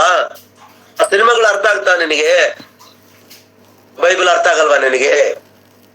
ಬೈಬಲ್ ಮುಂದೆ ಒಂದು ದಿನ ಆದ್ರೂ ನೀನು ಕುಂತ್ಕೊಂಡಿದೀಯಾ? ನೀನು ಸರಿಯಾಗಿ ಬೈಬಲ್ ಮುಂದೆ ಕುತ್ಕೊಂಡಿದೀಯಾ? ಓದ್ಕೊಂಡಿದೀಯಾ ನೀನು? ಬೈಬಲ್ ಮುಂದೆ ಕುಂದ್ರೋದಿಲ್ಲ, ಬೈಬಲ್ ಓದೋದಿಲ್ಲ ಪ್ರಿಯರೇ. ಬೈಬಲ್ ಓದ್ಲಿಲ್ಲ ಅಂದ್ರೆ ನಮಗ ಜ್ಞಾನದ ಸಾರಾಂಶ ನಮಗ್ ಗೊತ್ತಾಗಲ್ಲ. ದಯಮಾಡಿ ಹೇಳ್ತೀನಿ, ಓದ್ಕೊಳ್ರಿ ಪ್ರಿಯರೇ. ಪುಸ್ತಕ ನಿಮ್ಮ ಜೀವನದಲ್ಲಿ ಬಹಳ ಪ್ರಾಮುಖ್ಯವಾದದ್ದು. ಬೈಬಲ್ ನಿಮ್ಮ ಜೀವನದಲ್ಲಿ ಬಹಳ ಪ್ರಾಮುಖ್ಯವಾದದ್ದು, ಬಹಳ ಶ್ರೇಷ್ಠವಾದದ್ದು ಪ್ರಿಯರೇ. ಬೈಬಲ್ ಇದು ಪರಲೋಕಕ್ಕೆ ನಡೆಸುವಂತದ್ದು, ನಿನಗೆ ಮರ್ಯಾದೆ ತಂದು ಕೊಡುವಂತದ್ದು, ನಿನಗೆ ಗೌರವ ತಂದು ಕೊಡುವಂತದ್ದು, ನಿನ್ನನ್ನು ಭಕ್ತಿಯಲ್ಲಿ ನಡೆಸುವಂತದ್ದು, ನಿನ್ನನ್ನು ನಂಬಿಕೆಯಿಂದ ನಡೆಸುವಂತದ್ದು, ನಿನ್ನನ್ನು ಪ್ರವೀಣನಾಗಿ ಮಾಡುವಂತದ್ದು, ನಿನಗೂ ದೇವರಿಗೆ ಸಂಬಂಧವನ್ನು ಬೆಳೆಸುವಂತದ್ದು ಈ ಪುಸ್ತಕ. ಇಷ್ಟು ಶ್ರೇಷ್ಠವಾದ ಈ ಪುಸ್ತಕನ ನಾವು ಏನ್ ಮಾಡ್ತಾ ಇದೀವಿ ಇವತ್ತು ಪ್ರಿಯರೇ? ನಿರ್ಲಕ್ಷ್ಯ ಮಾಡ್ತಾ ಇದೀವಿ, ಪುಸ್ತಕನ ಸೈಡ್ ಆಗ್ತಾ ಇದೀವಿ. ಬೈಬಲ್ನೇ ಇವತ್ತು ನಿಜವಾಗ್ಲೂ ನನಗೆ ಬಹಳ ನೋವು ಉಂಟಾಗ್ತಿರ್ತದ ಪ್ರಿಯರೇ, ಬಾಧೆ ಆಗ್ತಿರ್ತದ. ಬೈಬಲ್ನ ಎಷ್ಟು ನಿರ್ಲಕ್ಷ್ಯ ಮಾಡ್ತಾರಲ್ಲ ಕ್ರೈಸ್ತರು. ಯಾಕೆ ಪ್ರಿಯರೇ? ಬೈಬಲ್ ನಲ್ಲಿರುವಂತ ಪ್ರತಿಯೊಂದು ವಚನ ಕೂಡ, ಪ್ರತಿಯೊಂದು ಶಾಸ್ತ್ರವಂತ ಬರೆಯಲ್ಪಟ್ಟಿದೆ. ಅಲ್ಲಿ ಎಲ್ಲಿ ಓದಿದೀವಿ ನಾವು? ತಿಮೋಥಿ ಪತ್ರಿಕೆಯಲ್ಲಿ. ಪ್ರತಿಯೊಂದು ಶಾಸ್ತ್ರವು ಮನುಷ್ಯನ ರಕ್ಷಣಾ ಮಾರ್ಗದಲ್ಲಿ ನಿಲ್ಲಿಸುವಂತದ್ದಾಗಿದೆ ಅಂತ ವಾಕ್ಯ ಹೇಳ್ತಾ ಇದೆ. ಪ್ರೀತಿಯುಳ್ಳಂತ ದೇವರ ಮಕ್ಕಳೇ, ನಿಜವಾಗ್ಲು ಶಾಸ್ತ್ರ ಕೊಟ್ಟಿದ್ದಾನೆ, ಧರ್ಮಶಾಸ್ತ್ರ ಕೊಟ್ಟಿದ್ದಾನೆ ನಮ್ಮ ಕೈಗೆ. ಅಂದ್ರೆ ಅದನ್ನು ಕಣ್ಣಿಗೆ ಹತ್ತಿಕೊಂಡು ಅದಕ್ಕೆ ಸಾಷ್ಟಾಂಗ ನಮಸ್ಕಾರ ಮಾಡಿ ಅದನ್ನು ಓದಿಕೊಳ್ಳಬೇಕಾಗಿದೆ ಪ್ರಿಯರೇ, ಎದೆಗೆ ಹತ್ತಿಕೊಳ್ಳಬೇಕಾಗಿದೆ. ಇದು ನನ್ನ ಬದುಕಿಸುವಂತ ಶಕ್ತಿ ಉಳ್ಳ ಗ್ರಂಥ, ನನ್ನನ್ನು ಜೀವಂತವಾಗಿ ದೇವರ ಬಳಿಗೆ ನಡೆಸುವಂತ ಗ್ರಂಥ ಇದು. ಈ ಗ್ರಂಥವನ್ನು ನಾನು ನಿರ್ಲಕ್ಷ್ಯ ಮಾಡಬಾರದು ಅಂತೇಳಿ ಆ ಗ್ರಂಥವನ್ನು ಹಗಲಿರುಳು ಧ್ಯಾನಿಸಬೇಕಂತ ಪ್ರಿಯರೇ. ಕೀರ್ತನೆಗಂತ ಗ್ರಂಥಕರ್ತ ಹೇಳ್ತಾ ಇದ್ದಾನೆ, ನೀನು ಹಗಲಿರುಳು ಅದನ್ನು ಧ್ಯಾನಿಸುವವನು ಧನ್ಯನು. ಅವನು ಕಾಲುವೆಯ ಪಕ್ಕದಲ್ಲಿ ಇರುವಂತ ಮರದ ಹಾಗೆ ಯಾವಾಗ್ಲೂ ಹಸಿರಾಗಿ ಇರ್ತಾನೆ. ಅವನು ಅಷ್ಟು ಜ್ಞಾನದಿಂದ ತುಂಬಿರ್ತಾನಂತೇಳಿ ವಾಕ್ಯ ನಮಗೆ ಉಪದೇಶ ಮಾಡ್ತಾ ಇದೆ. ಪ್ರೀತಿಯುಳ್ಳಂತ ದೇವರ ಮಕ್ಕಳೇ, ಒಂದ್ಸಲ ಆಲೋಚನೆ ಮಾಡ್ರಿ ಪ್ರಿಯ.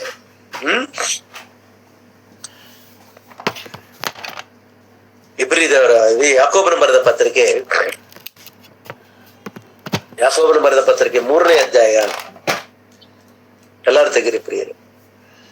ಯಾಕೋಬನ ಬರೆದ ಪತ್ರಿಕೆ 3ನೇ ಅಧ್ಯಾಯ ಏನ್ ಹೇಳ್ತಾ ಇದ್ದಾರೆ? 13ನೇ ವಚನದಿಂದ ಓದ್ಕೊಳ್ಳೋಣ. ನಮ್ಮಲ್ಲಿ ಜ್ಞಾನಿಯು ಬುದ್ಧಿವಂತನು ಯಾರು? ಇದು ಬೈಬಲ್ ಕೇಳಿದ ಪ್ರಶ್ನೆ. ನೀವು ಅಂಡರ್ಲೈನ್ ಹಾಕೊಳ್ರಿ, ನಿಮ್ಮನ್ನು ನೀವು ಪ್ರಶ್ನೆ ಮಾಡ್ಕೊಳ್ರಿ. ದೇವರು ಕೇಳಿರ್ತಕ್ಕಂಥ ಪ್ರಶ್ನೆ. ನಮ್ಮಲ್ಲಿಯೂ, ಯಾಕೋಬನು ಹೇಳ್ತಾ ಇದ್ದಾನೆ, ನಮ್ಮಲ್ಲಿಯೂ ಜ್ಞಾನಿಯು ಬುದ್ಧಿವಂತನು ಯಾರು? ಅಂತವನು ಯೋಗ್ಯವಾಗಿ ನಡೆದುಕೊಂಡು ಜ್ಞಾನದ ಲಕ್ಷಣವಾಗಿರುವ ಶಾಂತ ಗುಣದಿಂದ ಅದರ ಫಲವನ್ನು ತೋರಿಸಲಿ. ಪ್ರಶಾಂತವಾಗಿ ಹೇಳ್ತಾ ಇದ್ದಾನೆ ಪ್ರಿಯರೇ. ಎಷ್ಟು ನಿಧಾನವಾಗಿ ಪ್ರಶಾಂತವಾಗಿ ನಿನ್ನ ಕ್ರಿಯೆಗಳ ಮುಖಾಂತರ ನಿನ್ನ ಜ್ಞಾನದ ಲಕ್ಷಣಗಳನ್ನು ತೋರಿಸಿಕೋ ಅಂತ ಹೇಳ್ತಾನ. ನಾನು ಜ್ಞಾನಿ, ನನ್ನ ಜ್ಞಾನಿ, ನನ್ನ ಜ್ಞಾನಿ, ನನ್ನ ಜ್ಞಾನಿ. ಎಲ್ಲಾರು ನಾನು ಜ್ಞಾನಿನೇ ಅಂತಾರ ಪ್ರಿಯರೇ. ನಾವು ಜ್ಞಾನಿಗಳಂತಾರ. ಜ್ಞಾನದ ಲಕ್ಷಣಗಳನ್ನು ಶಾಂತ ಭಾವದಿಂದ ತೋರಿಸ್ಕೊಡು ಅಂತ ಹೇಳ್ತಾ ಇದ್ದಾನೆ. ಮತ್ತೊಂದ್ಸಲ ಓದ್ಲೆ, ನಮ್ಮಲ್ಲಿ ಜ್ಞಾನಿಯು ಬುದ್ಧಿವಂತನು ಯಾರು? ಅಂತವನು ಯೋಗ್ಯವಾಗಿ ನಡೆದುಕೊಂಡು ಜ್ಞಾನದ ಲಕ್ಷಣವಾಗಿರುವ ಶಾಂತ ಗುಣದಿಂದ ಅದರ ಫಲವನ್ನು ತೋರಿಸಲಿ. ಅದರ ಫಲ ತೋರಿಸು. ನೀನು ಜ್ಞಾನವಂತನಾಗಿದ್ದರೆ ಜ್ಞಾನದ ಲಕ್ಷಣಗಳು ನಿನ್ನಲ್ಲಿರಬೇಕು. ಲೋಕಜ್ಞಾನಿಗಳು, ಲೋಕಜ್ಞಾನ ಎಂತದ್ದು? ಅರಟೆ ಮಾತುಗಳು, ವ್ಯರ್ಥವಾದ ಮಾತುಗಳು, ವ್ಯರ್ಥವಾದ ಟ್ಯಾಲೆಂಟು, ಲೋಕ ಸಂಬಂಧವಾದ ಜ್ಞಾನದಿಂದ ನಾವೇನೋ 4 ಮಾತು ಜಾಸ್ತಿ ಮಾತಾಡೋದ್ರಿಂದ ಅವನು ಎಷ್ಟು ಜ್ಞಾನಿ ಇದಾನೆ, ಎಷ್ಟು ಮಾತಾಡ್ತಾನಲ್ಲ ಅವನು ಅಂತ ಅನ್ಕೊಳ್ತಾರೆ. ಶಾಂತ ಭಾವದಿಂದ ಹೇಳ್ತಾ ಇದ್ದಾನೆ ಅಲ್ಲಿ, ಶಾಂತ ಗುಣದಿಂದ ಅದರ ಫಲವನ್ನು ತೋರಿಸಿಕೊಡು, ಅದರ ಫಲವನ್ನು ತೋರಿಸಿಕೊಡು. ತೋರಿಸ್ಬೇಕಾಗಿದೆ ಅಂತ ಪ್ರಿಯರೇ, ತೋರಿಸ್ಬೇಕಂತೆ. ಅದರ ಫಲವನ್ನು ತೋರಿಸ್ಬೇಕಂತೆ. ಯಾವ್ದ್ರ ಫಲ? ಜ್ಞಾನದ ಫಲವನ್ನು ತೋರಿಸಿಕೊಡ್ಬೇಕಂತೆ. ಜ್ಞಾನದ ಫಲ ಹೆಂಗಿರುತ್ತ ಹೇಳ್ರಿ? ಜ್ಞಾನ ಇಲ್ಲದವನ್ ಹೆಂಗಿರ್ತಾನ? ಜ್ಞಾನ ಇದ್ದವನ್ ಹೆಂಗಿರ್ತಾನ?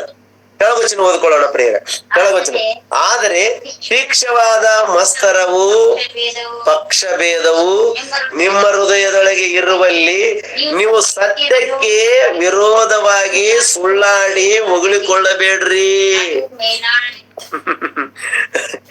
ಮಾತು ಹೇಳ್ತಾ ಇದ್ದಾನೆ ಪ್ರಿಯರೇ. ಮತ್ತೊಂದ್ಸಲ ರಿಪ್ಲೈ ಮಾಡಿ ಓದ್ಕೊಳ್ರಿ, ರಿಪ್ಲೈ ಮಾಡ್ರಿ. 14ನೇ ವಚನ, ಆದ್ರೆ ತೀಕ್ಷ್ಣವಾದ ಮಸ್ತರವು ಪಕ್ಷಭೇದವು ನಿಮ್ಮ ಹೃದಯದೊಳಗೆ ಇರುವಲ್ಲಿ ನೀವು ಸತ್ಯಕ್ಕೆ ವಿರೋಧವಾಗಿ ಸುಳ್ಳಾಡಿ ಹೊಗಳಿಕೊಳ್ಳಬೇಡ್ರಿ. ನಾನು ಜ್ಞಾನಿ ಅಂತೇಳಿ ನೀವು ಸತ್ಯಕ್ಕೆ ವಿರೋಧಿಗಳು.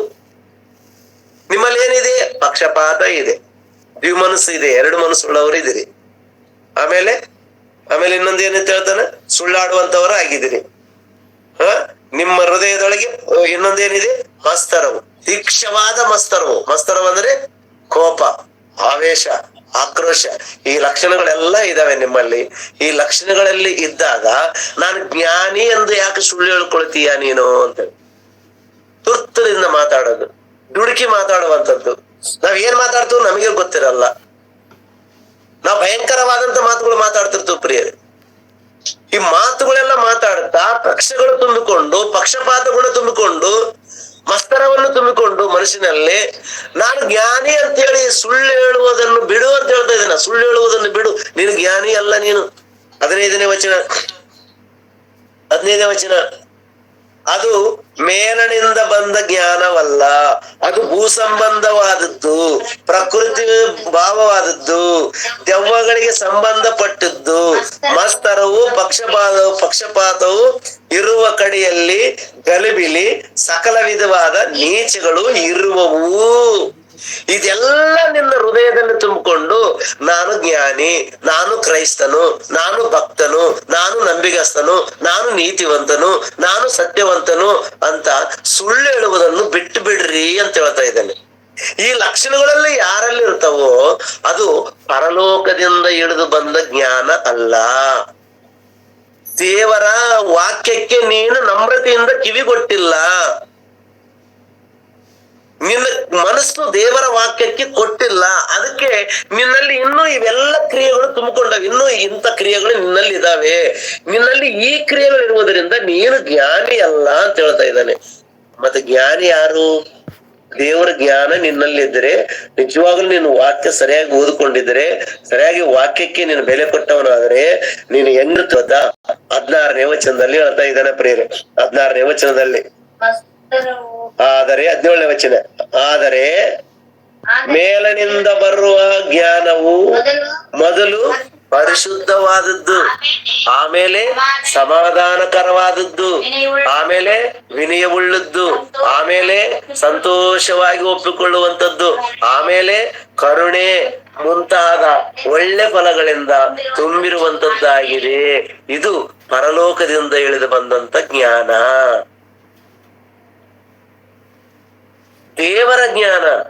ದೇವರ ಜ್ಞಾನ ಯಾರಲ್ಲಿರುತ್ತೋ ಅವನು ಶಾಂತಿ ಸಮಾಧಾನದಿಂದ ಇರುವವನಾಗಿರ್ತಾನೆ. ಮತ್ತು ಆ ಮೇಲನಿಂದ ಬಂದಿರತಕ್ಕಂಥ ಜ್ಞಾನ ಮೊದಲನೇದಾಗಿ ಆ ವ್ಯಕ್ತಿ ಪರಿಶುದ್ಧನಾಗಿ ಬಾಳ್ತಾನಂತೆ, ಎರಡನೇದಾಗಿ ಸಮಾಧಾನಕರವಾಗಿರ್ತಾನಂತೆ, ಮೂರನೇದಾಗಿ ವಿನಯವುಳ್ಳವನಾಗಿರ್ತಾನಂತೆ, ನಾಲ್ಕನೇದಾಗಿ ಸಂತೋಷವಾಗಿ ಒಪ್ಪಿಕೊಳ್ಳುವಂತವನಾಗಿರ್ತಾನಂತೆ, ಐದನೇದಾಗಿ ಕರುಣೆ ಉಳ್ಳವನಾಗಿರ್ತಾನಂತೆ, ಮತ್ತೆ ಆರನೇದಾಗಿ ಹೇಳ್ತಾ ಇದ್ದಾನೆ ಅದರಲ್ಲಿ ಚಂಚಲವು ಕಪಟವು ಇರ್ಲಾರ್ದಂಗೆ ಇರ್ತಾನಂತೆ. ಸಮಾಧಾನ ಪಡಿಸುವವರು ಸಮಾಧಾನವೆಂಬ ಬೀಜವನ್ನು ಬಿತ್ತಿ ನೀತಿ ಎಂಬ ಫಲವನ್ನು ಕೊಯ್ಯುವರು. ಇವರು ದೇವರ ವಾಕ್ಯವನ್ನು ಕಲಿತುಕೊಂಡು ಆ ವಾಕ್ಯದಲ್ಲಿ ನಡೆಯುವಂತವರಾಗಿದ್ದಾರೆ. ಹೇಳ್ರಿ ಪ್ರಿಯರೇ, ಆ ವಾಕ್ಯದಲ್ಲಿ ನಡೆಯುವಂತವರು, ಮೇಲನಿಂದ ಬಂದ ಜ್ಞಾನವನ್ನು ಪಡ್ಕೊಂಡಿರ್ತಕ್ಕಂಥವರು. ಪ್ರಕೃತಿ ಸಂಬಂಧವಾದ ಜ್ಞಾನ ಅಲ್ಲ ಅದು, ದೆವ್ವಗಳ ಜ್ಞಾನ ಅಲ್ಲ ಅದು ಅಂತ ಹೇಳ್ತಾ ಇದ್ದಾನೆ 15ನೇ ವಚನದಲ್ಲಿ. ಮೇಲಿಂದ ಬಂದಿರತಕ್ಕಂಥದ್ದು ಮೊಟ್ಟ ಮೊದಲನೇದಾಗಿ ಪವಿತ್ರವಾದದ್ದು, ಸಮಾಧಾನಕರವಾದದ್ದು ಮತ್ತು ವಿನಯವುಳ್ಳದ್ದು, ನಂತರ ಸಂತೋಷವಾಗಿ ಒಪ್ಪಿಕೊಳ್ಳುವಂಥದ್ದು, ಕರುಣೆ ತೋರಿಸುವಂಥದ್ದು, ಚಂಚಲತ್ವ ಇಲ್ತಕ್ಕಂಥದ್ದು, ಸಮಾಧಾನ ಪಡಿಸುವಂಥದ್ದು ಆಗಿದೆ ದೇವರ ಜ್ಞಾನ. ಈ ಜ್ಞಾನದಿಂದ ಯಾರಾದರೂ ಕೂಡಿರ್ತಾರೋ ಅವರೇ ಭಕ್ತಿವಂತರು, ಅವರೇ ಸತ್ಯವಂತರು, ಅವರಿಗೆ ವಾಕ್ಯ ಚೆನ್ನಾಗಿ ಅರ್ಥ ಆಗಿರುತ್ತೆ ಪ್ರಿಯರೇ. ಗಲಿಬಿಲಿಗೆ ದೇವರ ಆತ್ಮನು ಕಾರಣ ಅಲ್ಲ. ದೇವರ ವಾಕ್ಯ ಗಲಿಬಿಲಿಗೆ ಕಾರಣ ಮಾಡಲ್ಲ ಪ್ರಿಯರೇ. ನಿನ್ನಲ್ಲಿ ಶಾಂತ ಗುಣ, ಶಾಂತ ಸ್ವಭಾವವನ್ನು ತರ್ತದ, ನೀತಿಯನ್ನು ಪ್ರಚುರ ಮಾಡ್ತದ, ನೀತಿವಂತನಾಗಿ ನಿನ್ನನ್ನು ತಿದ್ದುತ್ತದ, ನಿನ್ನನ್ನು ಭಕ್ತಿವಂತನಾಗಿ ತಿದ್ದುತ್ತದ, ನಿನ್ನನ್ನು ವಾಕ್ಯದ ಪ್ರಕಾರ ಬದುಕುವುದಕ್ಕೆ ಪ್ರೇರೇಪಿಸ್ತದ, ನಿನ್ನನ್ನು ಬಲಪಡಿಸ್ತದ. ಈ ಲಕ್ಷಣಗಳೆಲ್ಲ ತಂದು ಕೊಡುವಂಥದ್ದು ದೇವರ ಜ್ಞಾನ. ದೇವರ ಜ್ಞಾನವನ್ನು ಪಡೆದಂತ ನಾವು ಆ ಜ್ಞಾನದಲ್ಲಿಯೇ ನಾವು ಮುಂದೆ ಸಾಗಬೇಕಾಗಿದೆ ಪ್ರೀತಿಯುಳ್ಳಂತ ದೇವರ ಮಕ್ಕಳೇ. ಅಷ್ಟೇ ಹೊರತು ನಿನ್ನ ಇಷ್ಟ ಬಂದಂಗ ಬದುಕುವುದು ದೇವರ ಜ್ಞಾನ ಅಲ್ಲ. ಅದಕ್ಕೆ ಇವತ್ತು ಕ್ರೈಸ್ತರು ಯಾಕೆ ದೇವರ ವಾಕ್ಯದ ಪ್ರಕಾರ ಬದುಕ್ತಾ ಇಲ್ಲ ಅಂತಂದ್ರೆ ಕಾರಣ ಒಂದೇ ಪ್ರಿಯರೇ, ವಾಕ್ಯನ ಅವರು ತಮ್ಮ ಜೀವನಕ್ಕೆ ಅಳವಡಿಸಿಕೊಂಡಿಲ್ಲ, ವಾಕ್ಯನ ಸರಿಯಾಗಿ ಕೇಳ್ತಾ ಇಲ್ಲ, ಅಥವಾ ವಾಕ್ಯನ ಓದಿಕೊಳ್ತಾ ಇಲ್ಲ. ಅದಕ್ಕೆ ಪೌಲ್ ಹೇಳ್ತಾ ಇದ್ದಾನೆ, ನಾನು ಒಂದೇ ಗುರಿಯಾಗಿ ಇಟ್ಟುಕೊಂಡಿದ್ದೇನೆ, ಶಿಲುಬೆಗೆ ಹಾಕಲ್ಪಟ್ಟಂತ ಯೇಸು ಕ್ರಿಸ್ತನನ್ನೇ ಪ್ರಚುರ ಮಾಡುವಂತವನಾಗಿದ್ದೇನೆ. ನನ್ನ ಮಾತುಗಳಿಂದ ನಿಮ್ಮನ್ನು ಮರಳುಗೊಳಿಸುವುದಕ್ಕೆ ನಾನು ಬೋಧನೆ ಮಾಡ್ತಾ ಇಲ್ಲ, ದೇವರ ಆತ್ಮನ ಶಕ್ತಿ ಅಂತಕ್ಕಂಥದ್ದು, ಆ ಶಕ್ತಿಯಿಂದ ಕೂಡಿರ್ತಕ್ಕಂಥ ವಾಕ್ಯಗಳನ್ನು ನಿಮಗೆ ನಾನು ತೋರಿಸಿಕೊಡ್ತಾ ಇದ್ದೀನಿ ಅಂತ ಹೇಳಿ ಪೌಲನು ಪ್ರಾರಂಭದಲ್ಲಿ ಹೇಳಿರ್ತಕ್ಕಂಥ ಮಾತುಗಳನ್ನು ನಾವು ಕೇಳಿದ್ದೇವೆ ಪ್ರಿಯರೇ. ನಾನು ಹೇಳ್ತಾ ಇದ್ದೀನಿ, ನಾನು ಕೂಡ ಕಲ್ಪಿತವಾದಂತ ಮಾತುಗಳು ಹೇಳೋದಕ್ಕೆ ನನಗೆ ಇಷ್ಟ ಇರಲ್ಲ. ಬೋಧನೆ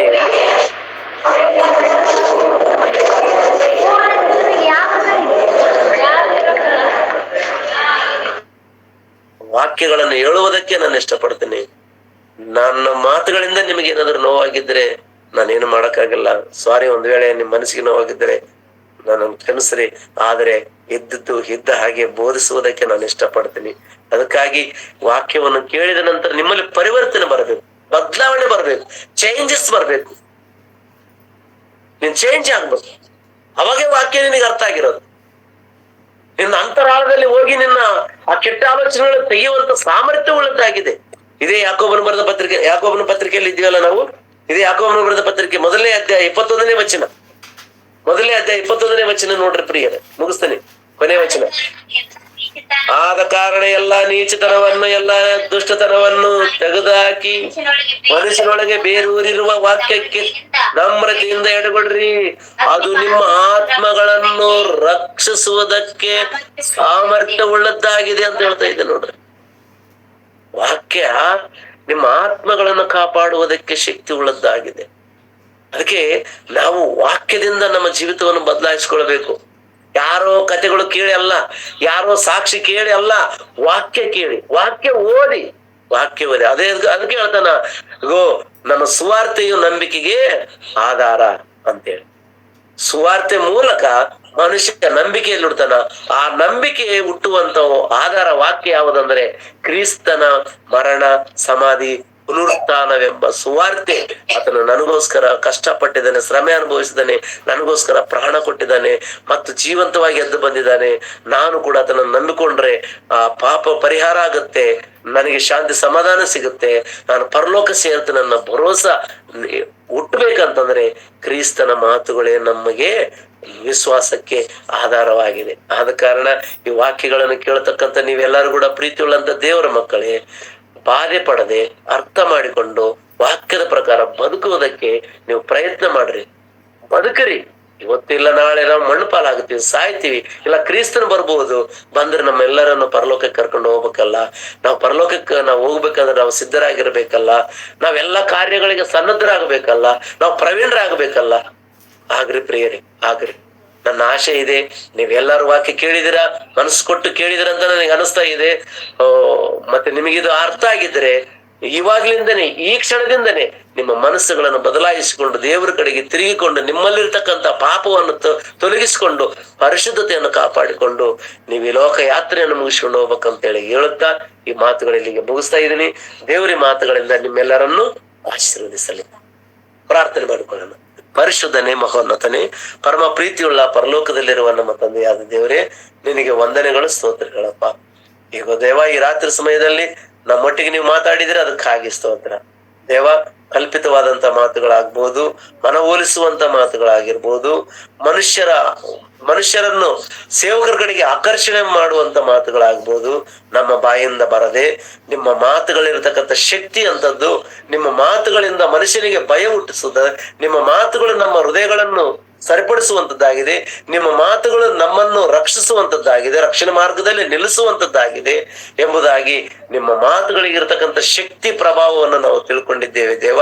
ಮತ್ತೆ ಈ ಮಾತುಗಳನ್ನು ಕೇಳಿರ್ತಕ್ಕಂಥ ನಾವು ವ್ಯರ್ಥವಾಗಿ ಬದುಕದಂತೆ ನಮ್ಮ ಜೀವಿತಗಳನ್ನು ಬದಲಾಯಿಸಿಕೊಂಡು ಪಶ್ಚಾತ್ತಾಪ ಪಟ್ಟು ನಿನ್ನನ್ನು ಸಂಪೂರ್ಣ ವಿಶ್ವಾಸದಿಂದ ಆರಾಧನೆ ಮಾಡುವುದಕ್ಕೆ ನಮಗೆ ಕೊಟ್ಟಂತ ಭಾಗ್ಯಕ್ಕಾಗಿ ನಿನಗೆ ಸ್ತೋತ್ರವನ್ನು ಸಲ್ಲಿಸ್ತಾ ಇದ್ದೇವೆ. ವಾಕ್ಯ ಕೇಳಿರ್ತಕ್ಕಂಥ ಪ್ರತಿಯೊಬ್ಬರನ್ನು ಆಶೀರ್ವದಿಸಲಿ, ಬಲಪಡಿಸಲಿ. ನಿನ್ನ ಜ್ಞಾನದಿಂದ ತುಂಬಿಸರಿ, ಒಳ್ಳೆ ಆಲೋಚನೆಗಳಿಂದ ತುಂಬಿಸರಿ ದೇವ. ವಾಕ್ಯವು ನಂದಲ್ಲ ದೇವ, ಅದು ನಿನ್ನದಾಗಿದೆ. ನೀವೇ ಮಾತಾಡಿದ್ರಿ, ಬಾಯಿ ಮಾತ್ರ ನಂದಾಗಿದೆ ದೇವ. ನನ್ನ ಮಾತು ಕ್ಷಮಿಸಿ ದೇವ, ನಾನು ಮಾತಾಡಿರ್ತಕ್ಕಂಥ, ನನ್ನ ಬಾಯಿಂದ ಮಾತಾಡಿರ್ತಕ್ಕಂಥ ಈ ಮಾತುಗಳು ಇಮಾನುವೇಲ್ ಬ್ರದರ್ ಅಂತೇಳಿ ತಿಳ್ಕೊಳ್ಳದೆ, ಅದು ಸರ್ವಶಕ್ತನಾಗಿರ್ತಕ್ಕಂಥ ದೇವರ ಮಾತುಗಳಿಂದ ತಿಳಿದುಕೊಂಡು ನಿನಗೆ ವಿನಯದಿಂದಲೂ ಮತ್ತು ಸಮಾಧಾನದಿಂದಲೂ ಮತ್ತು ಪವಿತ್ರದಿಂದಲೂ ನಿನ್ನನ್ನು ಸೇವಿಸುವಂತ ಭಾಗ್ಯ ನಿನ್ನ ಮಕ್ಕಳೆಲ್ಲರಿಗೂ ಅನುಗ್ರಹಿಸಬೇಕೆಂಬುದಾಗಿ ನಿಮ್ಮನ್ನು ಬೇಡಿಕೊಳ್ತಾ ಇದ್ದೇನೆ. ವಾಕ್ಯ ಕೇಳಿರ್ತಕ್ಕಂಥ ಎಲ್ಲರನ್ನು ಹಸಿರಿಸಿರಿ, ಅವರವರ ಕುಟುಂಬಗಳಿಗೆ ಶಾಂತಿ ಸಮಾಧಾನವನ್ನು ಅನುಗ್ರಹಿಸಿರಿ. ಇವರು ಮಾತ್ರವಲ್ಲದೆ ಇವರಿಗೆ ಪರಿಚಯ ಇರತಕ್ಕಂಥ ಅನೇಕರಿಗೆ ಮತ್ತೆ ಈ ಮಾತುಗಳನ್ನು ಮತ್ತು ತಿಳಿಸುವಂತ ಭಾಗ್ಯ, ಮತ್ತೆ ಗೂಗಲ್ ಮೀಟಿಂಗ್ ಲಿಂಕ್ ಅನ್ನು ಅವರವರಿಗೆ ಪರಿಚಯ ಇರೋವರಿಗೆ ಕಳಿಸಿಕೊಟ್ಟು ಅವ್ರನ್ನು ಕೂಡ ಜಾಯಿನ್ ಮಾಡುವಂತ ಒಳ್ಳೆ ಆಲೋಚನೆಗಳು ನಿಮ್ಮ ಮಕ್ಕಳೆಲ್ಲರಿಗೆ ಅನುಗ್ರಹಿಸಬೇಕೆಂಬುದಾಗಿ ಬೇಡ್ತಾ ಇದ್ದೀನಿ ದೇವ. ನಿನ್ನ ವಾಕ್ಯ ಹೇಳುವಂತ ಧೈರ್ಯ, ಜ್ಞಾನ, ಶಕ್ತಿ ನನ್ನ ಕೊಟ್ಟಿದ್ದಕ್ಕಾಗಿ ಸ್ತೋತ್ರ. ನಾನು ಅನಾರೋಗ್ಯ ಇದ್ರೂ ಕೂಡ ನನ್ನ ಮುಖಾಂತರ ನೀವು ಮಹಿಮೆ ಹೊಂದುತ್ತಾ ಇದ್ದೀರಿ, ಅದಕ್ಕಾಗಿ ನಿನಗೆ ಸ್ತೋತ್ರ. ಹೌದಪ್ಪ, ನನ್ನಲ್ಲಿ ಬಲಹೀನತೆ ಇನ್ನು ಇದೆ, ತೆಗೆದಾಕ್ರಿ ದೇವ. ಆತ್ಮಿಕವಾಗಿ ಶಾರೀರಿಕವಾಗಿರ್ತಕ್ಕಂಥ ಬಲಹೀನತೆಯನ್ನು ತೆಗೆದುಹಾಕಿ ಬಲವುಳ್ಳವನಾಗಿ ನನ್ನನ್ನು ನಿನ್ನ ಆಯುಧವನ್ನಾಗಿ ಉಪಯೋಗ ಮಾಡಿಕೊಳ್ಳಬೇಕೆಂಬುದಾಗಿ ನಿನ್ನನ್ನು ಬೇಡಿಕೊಳ್ತಾ ಇದ್ದೇನೆ. ಅದೇ ರೀತಿಯಾಗಿ ದೇವ, ಅನಾರೋಗ್ಯದಿಂದ ಇರತಕ್ಕಂಥ ಎಲ್ಲರನ್ನು ಜ್ಞಾಪಕ ಮಾಡಿಕೊಳ್ತಾ ಇದ್ದೇನೆ. ಹೆಸರಾಗಿ ಆಶೀರ್ವದಿಸರಿ, ಆರೋಗ್ಯವನ್ನು ದಯಪಾಲಿಸರಿ. ಮುಂದೆ ದಿನಮಾನಗಳಲ್ಲಿ ನಿನ್ನ ಮಹಿಮೆಗಾಗಿ ಅವರ ಜೀವಿತವನ್ನು ಸಮರ್ಪಿಸಿಕೊಳ್ಳುವಂತ ಭಾಗ್ಯ ಅವರೆಲ್ಲರಿಗೆ ಅನುಗ್ರಹಿಸಬೇಕೆಂಬುದಾಗಿ ಬೇಡುತ್ತಾ, ಸಮಸ್ತವನ್ನು ನಿನ್ನ ಪದ್ಮಪಾದಕ್ಕೆ ಒಪ್ಪಿಸಿಕೊಡುತ್ತಾ ಈ ಚಿಕ್ಕ ಪ್ರಾರ್ಥನೆ ನಿಮ್ಮ ಮುದುಮಗನು ನಮ್ಮ ರಕ್ಷಕನಾದಂತ ಯೇಸು ಕ್ರಿಸ್ತನ ನಾಮದಲ್ಲಿ ಬೇಡಿ ಹೊಂದಿದ್ದೇನಪ್ಪ ತಂದೆ, ಆಮೇನ್. ತಂದೆಯಾದ ದೇವರ ಪ್ರೀತಿಯು, ಕರ್ತನಾದ ಯೇಸು ಕ್ರಿಸ್ತನ ಕೃಪೆಯು, ಪರಿಶುದ್ಧಾತ್ಮ ಅನ್ಯೋನ್ಯತ ಸಹವಾಸವು ಈಗಲೂ ಯಾವಾಗಲೂ ಸದಾಕಾಲ ನಮ್ಮೊಂದಿಗಿದ್ದು ನಡೆಸಲಿ. ಆಮೇನ್. ಎಲ್ಲರಿಗೂ ವಂದನೆಗಳು.